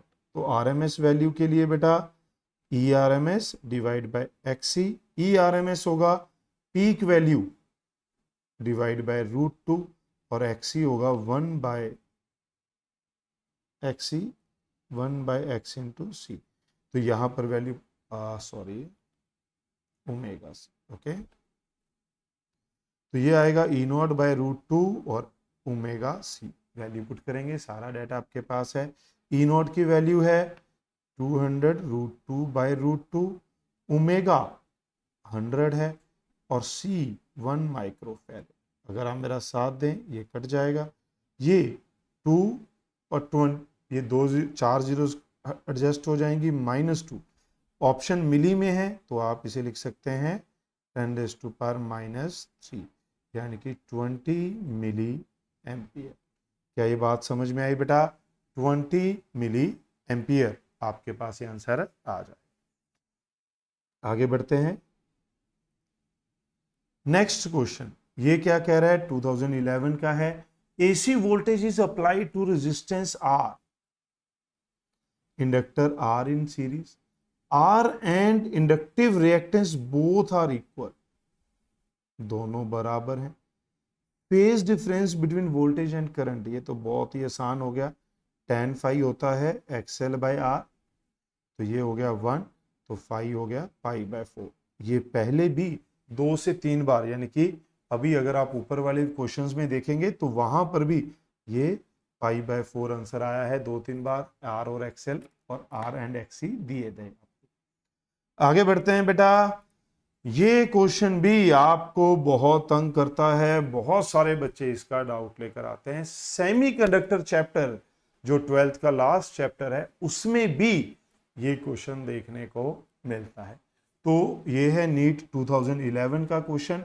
RMS value of potential difference V कैसे करते हैं, ध्यान से देखिए, थोड़ा आराम से बताएंगे तो सो दैट अगर इसमें कोई वेरिएशन आए तब भी आप उसे हैंडल कर पाए। बट जनरली ये t/2 t होता है, तो दोनों से आप इसे कर सकते हैं। मैं 2 मेथड से आपको ये बता देता हूं। पहले जो आरएमएस हमारे पास होती है बेटा, ये होती है root of mean of square. यही होता है बेटा। जब हमारे पास फंक्शन कॉन्टिन्यूअस हो 0 से t के बीच में, तो आप एक ही बार में डायरेक्ट इंटीग्रेशन कर देते हैं। बट जब फंक्शन ब्रेक कर रहा हो तो आपको उसे वहां पर स्प्लिट करना होता है बेटा, v² dt। फिर आप देखेंगे t/2 से t कितना है 0 dt। क्या ये बात समझ में आई? टाइम भी आप इसी तरीके से चाहें तो स्प्लिट कर सकते हैं, नहीं तो टाइम तो कॉन्टिन्यूअस चलेगा ही, तो वो कितना हो जाएगा t, 0 to t। अब क्योंकि ये सेकंड में यहां पर 0 था, आप देखिए तो यहां पर मैंने क्या पुट कर दिया 0, तो ये अल्टीमेटली क्या हो गया 0। नीचे t है, ये 0 है। अब यहां पर इस फंक्शन के लिए ये क्या था कांस्टेंट। कांस्टेंट वैल्यू इंटीग्रेशन से बाहर आ सकती है, तो अंदर क्या बच गया बेटा, अंदर बच गया dt, अंदर बच गया dt, और ये क्या है 0। अब अगर आप ध्यान से देखें बेटा तो ये क्या बच गया v0 का स्क्वायर। ये dt की integration t, upper limit t/2, lower limit 0, cut जाएगा t, तो ये क्या बच गया बेटा आपके पास v0² 2, ये बन जाएगा v0/√। क्या ये बात समझ में आई बेटा आपको? क्लियर है? तो ये है इसका डिटेल सॉल्यूशन, जो बहुत ही कम बच्चों को टीचर क्लास में बताते हैं। जब डाउट पूछने जाते हैं तब बताते हैं, सीधा बोल देते हैं याद कर लो। भाई अगर थोड़ी वेरिएशन आ गई तो बच्चा कैसे नीट जैसे एग्जाम में बैठ के वहां सोच पाएगा? अभी तो हम बता सकते हैं, वो सोच लेगा, घर पे जाके सोच लेगा। थोड़ा हो सकता है इनिशियली उसको लगे यार ये तो लेंथी है, लेंथी नहीं है, बट ये एग्जैक्ट मेथड है। अदरवाइज तो सीधा कह दिया जाता है। क्या कहते हैं बेटा, मैं भी कई सारे बच्चों को ऐसा बोल देता हूं, जब उसको लगता है कि भाई इंटीग्रेशन सर ये रहने दो, तो मैं उसको बोलता हूं बेटा क्या करना है, पहले फंक्शन में कांस्टेंट है तो उसकी वैल्यू v0², दूसरे फंक्शन में 0 है तो उसकी भी वैल्यू कांस्टेंट है 0, /2 मीन ले लो। जो दो वैल्यूज हैं उनके स्क्वायर का मीन ले लो, इसका स्क्वायर प्लस इसका स्क्वायर /2, बचपन से मीन ले रहे हैं, फिर उसका रूट कर दो, क्योंकि आरएमएस क्या होता है, root of mean of square. तो पहले स्क्वायर, फिर उसका मीन, फिर उसका रूट, तो आंसर आ गया एक ही लाइन में v0/√। तो ऐसी बात नहीं है कि मुझे शॉर्ट ट्रिक्स नहीं पता, मैं बहुत सारी शॉर्ट ट्रिक आपके लिए लेकर आ रहा हूं। जो शॉर्ट्स हैं यूट्यूब शॉर्ट के थ्रू ऑलमोस्ट हम 50 to 80 शॉर्ट ट्रिक्स इस साल पोस्ट करने वाले हैं। तो आप चैनल को सब्सक्राइब करें। 50 to 80, हो सकता है ये 100 तक चली जाएं, 50 to 80 माइंड में है, वो शॉर्ट ट्रिक तो हम शॉर्ट्स के थ्रू आप तक पहुंचाएंगे। अभी थोड़ा धीरे है फ्रीक्वेंसी, जैसे जैसे बच्चे रिस्पॉन्स करेंगे फ्रीक्वेंसी बढ़ती जाएगी। वीक में 2-3 शॉर्ट ट्रिक्स भी आपके साथ शेयर की जाएंगी। तो आगे बढ़ते हैं बेटा। नेक्स्ट क्वेश्चन है हमारे पास, a coil has resistance 30 ohm, inductive reactance resistance दे दी। बेटा डाटा साथ साथ लिख लेंगे ताकि बाद में कोई गलती ना हो। At 50 hertz, if the AC source supply RMS 200 volt, frequency 100 hertz। ये भी बहुत क्रिटिकल क्वेश्चन है, बहुत सारे बच्चे डाउट लेकर आते हैं बेटा। 200 volt 50 hertz, sorry 200 volt 100 hertz, और यहां पर 50 हर्ट्ज पे एक्सेल दिया है। और करंट पूछा है, सप्लाई 100 हर्ट्ज की है, करंट पूछ लिया, तो यहां ध्यान देना है जो एक्सेल है वो फ्रीक्वेंसी पे डिपेंड करता है। जब फ्रीक्वेंसी 50 है तब एक्सेल 20 है। जब फ्रीक्वेंसी 100 होगी तो एक्सेल कितना हो जाएगा बेटा, फ्रीक्वेंसी डबल हो गई बेटा, डबल हो गई, डबल हो गई तो एक्सेल कितना हो जाएगा, डबल हो। क्या ये बात समझ में आई बेटा आपको? तो यहां पर अब आपको एक्सेल क्या लेना था, 40। यही जो गलती है बच्चे करते हैं वो 20 लेके ही सॉल्व करते रहते। करंट बेटा, करंट होगा ईवी बाय जेड। ईवी कितना है 200, जेड कितना है 30 का स्क्वायर प्लस 40। ये वही ब्यूटीफुल फिगर्स हैं 30 एंड 40। तो ये कितना आएगा 50। तो ये कितना आएगा बच्चों 4 एम्पियर। क्लियर है? आगे बढ़ते हैं बेटा, मूविंग टूवर्ड नेक्स्ट क्वेश्चन। ये क्वेश्चन एलसी ऑसिलेशन का है। हमने एलसी ऑसिलेशन के काफी सारे question EMI NEET PYQ video में भी अपलोड किए हैं, क्योंकि कुछ क्वेश्चन बुक्स ने उस चैप्टर में दे रखे हैं, कुछ क्वेश्चन इस चैप्टर में, तो दोनों में हमने अपलोड किए हैं। जो क्वेश्चन आपको इस वीडियो में ना मिले वो ईएमआई के नीट पीवाईक्यू में देख सकता है, वहां आपको श्योरली मिल जाएगा। क्या कहता है कि एक कैपेसिटर है, कंडेंसर है, capacity C, charge to potential V1। एक कैपेसिटर को V1 पोटेंशियल के साथ चार्ज कर दिया तो उसकी एनर्जी ये है। अब कहता है नाउ, ये इनिशियल चार्ज था, now this is connected to inductor. Ideal inductor है, यानी कि रेजिस्टेंस आपको जीरो लेना है, एनर्जी लॉस जीरो लेना है, एनर्जी कंजर्व लेनी है। Current through inductor is I, जब पोटेंशियल क्या रह गया V2। इनिशियल एनर्जी और फाइनल एनर्जी क्या लेनी है, सेम। फाइनली जब इसमें करंट आई है तो इसकी एनर्जी होगी हाफ Li²। इसके क्रॉस पोटेंशियल V2 है तो इसकी एनर्जी होगी हाफ CV2²। और इनिशियली सिर्फ कैपेसिटर के पास एनर्जी थी हाफ CV1²। 1/2 कॉमन आके निपट जाएगा, इधर बच गया Li²। इसको उधर ले जाओ बेटा, CV1² माइनस V2²।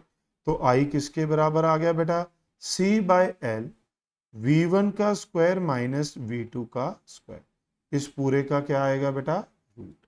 तो ऑप्शन में ध्यान से देखना है, रूट वाली दो ऑप्शन है, जल्दबाजी में गलत नहीं मार्क कर देना। तो क्या आंसर आएगा, फोर्थ ऑप्शन। यहां V1 माइनस V2² है और यहां V1² माइनस V2² है। समझे बेटा? तो जल्दबाजी में भी काफी बार बच्चे इसे गलत कर देते हैं।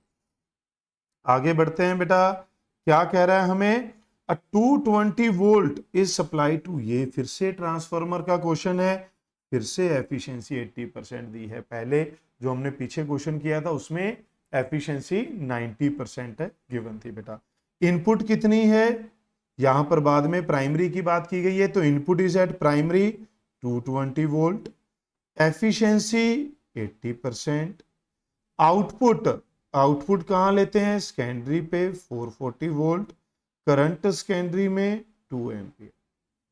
करंट ड्रॉन बाय प्राइमरी, यानी कि आपको प्राइमरी में से करंट निकालना है, by the of the transformer drawn by the primary winding. ये दो बार आ गया है ना, दो बार आ गया बेटा, बाय द प्राइमरी वाइंडिंग, यानी कि आईपी फाइंड कर। सिंपल है, कैसे होता है, output power divide by input power is equal to efficiency. Efficiency is 80%, इसे अगर आप फ्रैक्शन में कन्वर्ट करेंगे तो 80/100। आउटपुट ES IS, ये आउटपुट है, इनपुट EP IP, ये इनपुट है। अगर आप मेरा साथ दें तो ये कट जाएगा 2, ये 4, ये 0, तो ये हो गया 4/IP इक्वल टू 8/10। ये कट जाएगा 2, ये 5, तो IP कितना आ गया बेटा 5 एम्पियर। क्रॉस मल्टीप्लाई करेंगे तो क्या आ जाएगा 5 ampere. Okay, moving toward next question बेटा, ये क्या कह रहा है, ये भी 2010 का है। In the circuit the reading of V1 300 volt, V2 300 volt, reading of voltmeter and ammeter. अगर आप देखें तो VL equal to VC, it is condition of resonance, it is condition of resonance. तो जो V सप्लाई है ये क्या होता है, VR का स्क्वायर, VL माइनस VC का स्क्वायर। तो ये दोनों कट जाएंगे तो VS किसके बराबर है, VR। तो इसका मतलब मेरे पास VR कितना आ गया, सप्लाई, सप्लाई कितनी है बेटा 220। यहां पर अलर्ट रहना है बेटा, अलर्ट क्या है, ये आपको 50 हर्ट्ज 220 गिवन है तो ये RMS है, और ये जो वोल्ट मीटर रीड करते हैं ये भी कौन सी होती है, RMS। तो यही हमारे पास आंसर आ जाएगा। अगर बाय चांस ये इक्वेशन बना के दिया होता 220 साइन ओमेगा टी, तो वो पीक होती, तो मुझे इसको √2 से डिवाइड करना पड़ता, क्योंकि रीडिंग तो RMS वैल्यू बताती है। तो इस बात का ध्यान रखना है। अब हमें VR पता चल गया, IR पता है। सर्किट में सीरीज में करंट सभी एलिमेंट में से सेम होता है बेटा, ये होता है VR बाय R, VL बाय XL, VC बाय XC और सप्लाई बाय Z। तो मुझे ये पता है डेटा, तो मैं इसको यूज कर लूंगा। 220 और R कितना है 100, तो ये क्या आ जाएगा 2.2। और ये जो एमीटर होते हैं ये भी कौन सी वैल्यू देते हैं, RMS। तो ये क्या आ जाएगा बच्चों 2.220। तो B option is the right answer for this question. उम्मीद है ये आपको समझ में आया होगा बेटा। तो वीडियो को लाइक जरूर करें, अपने मैक्सिमम दोस्तों के साथ शेयर करें और चैनल को सब्सक्राइब कर लें और ऐसी वीडियोस देखने के लिए। नेक्स्ट क्वेश्चन बेटा ये है 2009 से, AIPMT और नीट 2009। ध्यान से देखिए क्या कह रहा है। जो हमने अभी तक काफी सारे क्वेश्चन में फॉर्मूला यूज किया है ये वही यहां पर आपको पूछ रहा है। पावर डिसिपेशन होती है EV IV cos phi। EV, IV को आप लिखेंगे EV बाय Z और इसको आप लिखेंगे R बाय Z। समझ रहे हैं बेटा। तो ये आ गया EV स्क्वायर। आपने इस PYQ वीडियो में इस फॉर्मूला के ऊपर, ये फॉर्मूला मैं ऑलमोस्ट 9th या 10th टाइम्स लिख रहा हूं पूरा, समझ रहे हैं। तो ये आप समझ सकते हैं कि पावर कितना ज्यादा इंपॉर्टेंट फॉर्मूला है AC के लिए। तो ये आ गया बेटा। अब EV को E ही लिख रखा है, R को R, Z स्क्वायर, Z होता है रूट, तो मैंने रूट हटा दिया, सिंपल क्या बच गया R square, XL omega L minus XC 1 by omega C का स्क्वायर। रूट हटा दिया बेटा क्योंकि Z स्क्वायर था। तो आप देख सकते हैं हमारे पास क्या आंसर बन जाएगा, 4th। इसी फॉर्मूला के ऊपर वो टफ क्वेश्चन भी आ रखे हैं और ये सिंपल क्वेश्चन भी आ रखे हैं और डेटाबेस क्वेश्चन भी आ रखे हैं। तो ये बहुत ही पावरफुल फॉर्मूला है। आगे बढ़ते हैं। फिर से जो नेक्स्ट क्वेश्चन है देखिए वो भी पावर का है।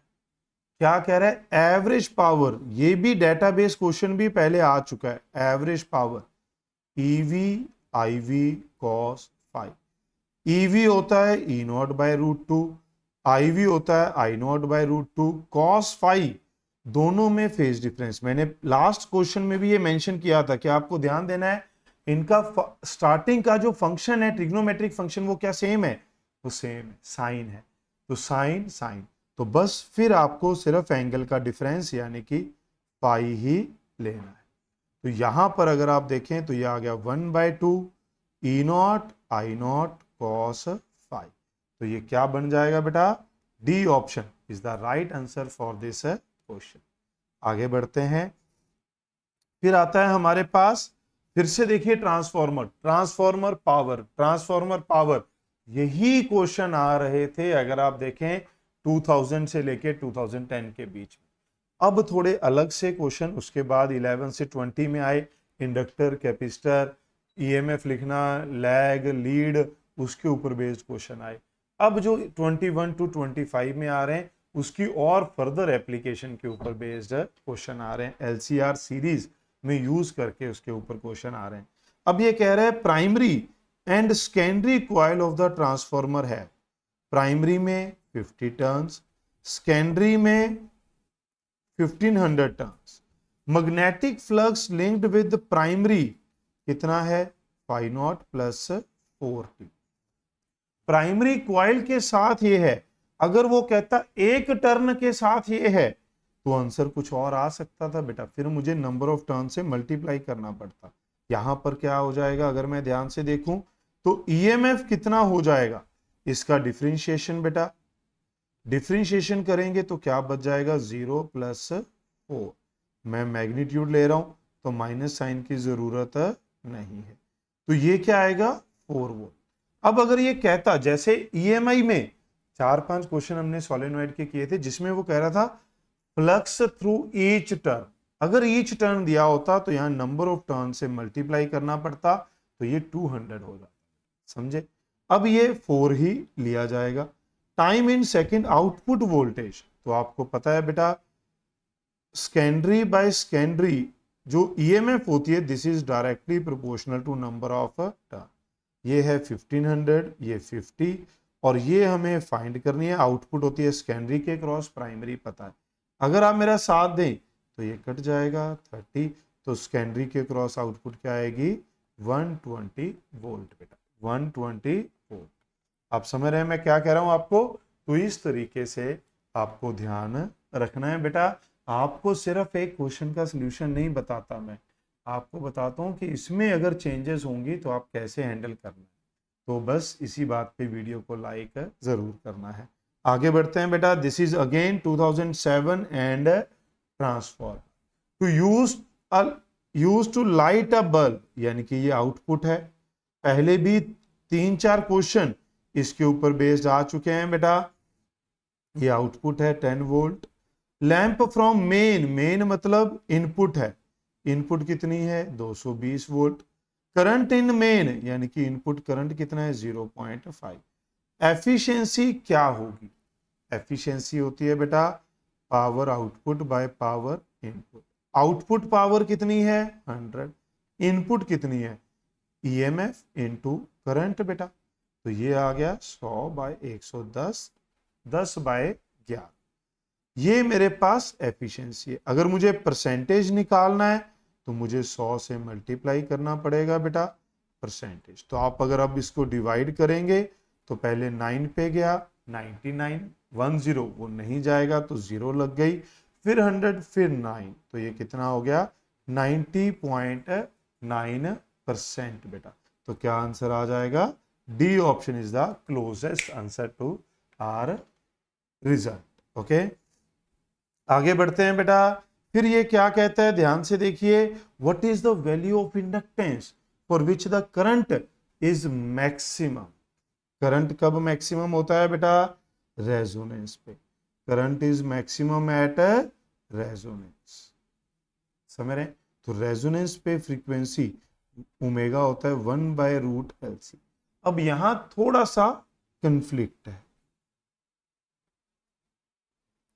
कंफ्लिक्ट क्या है, यूनिट किसके दे दिए पर सेकेंड, एफ के, सिंबल क्या दे दिया ओमेगा, तो मुझे दोनों तरीके से चेक करना पड़ेगा। थोड़ा सा कंफ्लिक्ट है, पहले मैं ओमेगा रेडियन पर सेकंड वाले से करके देखता हूं, फिर हम इसको 2 पाई से मल्टीप्लाई कर लेंगे जहां भी चाहिए होगा। एल फाइंड करना है तो इसका स्क्वायर कर देंगे। एल सी कितना है 10 इंटू 10⁻⁻6, ये आ गया 10⁻⁶, ये आ गया 10 10⁻⁻6 1/L, तो L आ गया बेटा 0.1 हेनरी 100 मिली। अगर आप ध्यान से देखें तो ये आंसर हमारे पास मैच करता है। अब अगर आप सब जगह पर 2 पाई लगा देते, यहाँ 2 पाई, तो यहाँ आ जाता 4 पाई स्क्वायर, तो यहाँ नीचे क्या आ जाता 4 pi divide by 4 pi square यानी कि 40 से डिवाइड करते तो ये आता 2.5 मिली हेनरी। क्या वैसी कोई ऑप्शन थी, नहीं है, बट 1 मिली हेनरी है तो अप्रोक्सीमेटली जा सकते हैं। तो ये जिस साल आया होगा बेटा बहुत सारे बच्चों ने चैलेंज किया होगा, बट इसका आंसर क्या दिया हुआ है 100, तो मैंने आपको बताया ये कैसे बन सकते हैं, दोनों आंसर आ सकते हैं। अगर बच्चे ने इसे 2 पाई एफ लिया है जो यूनिट के हिसाब से लेना चाहिए था तो आंसर बन रहा था ये, अगर उसने सिंबल के हिसाब से ले लिया तो आंसर बन रहा था ए। तो ये हम डेफिनेटली ये कह सकते हैं कि there is an error in the question. Okay, आगे बढ़ते हैं बेटा। नेक्स्ट है, ये भी एलसी ऑसिलेशन का क्वेश्चन है। कुछ क्वेश्चन इस वीडियो में है, कुछ क्वेश्चन ईएमआई की जो नीट पीवाई की वीडियो है उसमें। Transistor oscillator using resonance circuit inductor and capacitor series produce oscillation. Frequency हमारे पास क्या हो जाएगी रेजोनेंस में, 2 pi root L C. L is doubled, अब नई फ्रीक्वेंसी क्या होगी बेटा, एल को क्या कर दिया double, and C is 4 times, C को 4 टाइम्स। तो अब अगर आप देखें तो ये हमारे पास 1/√8, यहां पर क्या बन जाएगा 2 पाई रूट एल सी। मैं इस रूट 2 को और 4 को बाहर ले गया क्योंकि मुझे फ्रीक्वेंसी एफ की टर्म में आंसर देना है, तो ये आ गया f/√8। आप लिख सकते हैं f/2√2 बेटा। तो क्या आंसर बनेगा, C option is the right answer for this question. Moving toward next question, 2006 का ये क्वेश्चन है। क्या कह रहा है, a coil of inductive reactance XL 31 ohm, resistance 8 ohm, is placed in series with condenser capacitance, reactive capacitance या reactance, capacitive reactance 25 ohm. Combination is connected to source, कौन C voltage है, RMS 110। पावर फैक्टर क्या होगा, power factor, तो power factor होता है R/Z। R कितना है 8, Z कितना होगा R का square plus XL minus XC 31 minus 25। फिर ये वही ब्यूटीफुल फिगर्स, अगर आप ध्यान से देखें तो 8 का स्क्वायर और 6 का स्क्वायर क्या बनता है 10। तो 0.8 पावर फैक्टर पहले भी एक क्वेश्चन में आ चुका है। ओके, पावर फैक्टर 0.8 पहले भी एक क्वेश्चन में आ चुका है। क्लियर है बेटा, इसका यहां पर कोई काम नहीं था। आगे बढ़ते हैं। Core of transformer is laminated. ये हमारे पास जो चीजें याद करनी होती है, losses, power losses through flux 4-5 type के होते हैं, उनमें से एक होता है एडी करंट लॉसेस। उसको मिनिमाइज करने के लिए क्या करते हैं, जो कोर है उससे एक थिक मटेरियल लेने की बजाय थिन मल्टीपल शीट को मर्ज करके बनाया जाता है, और वो सारी शीट की क्या की जाती है, लैमिनेट। तो लैमिनेट क्यों किया जाता है, to reduce energy loss due to eddy currents.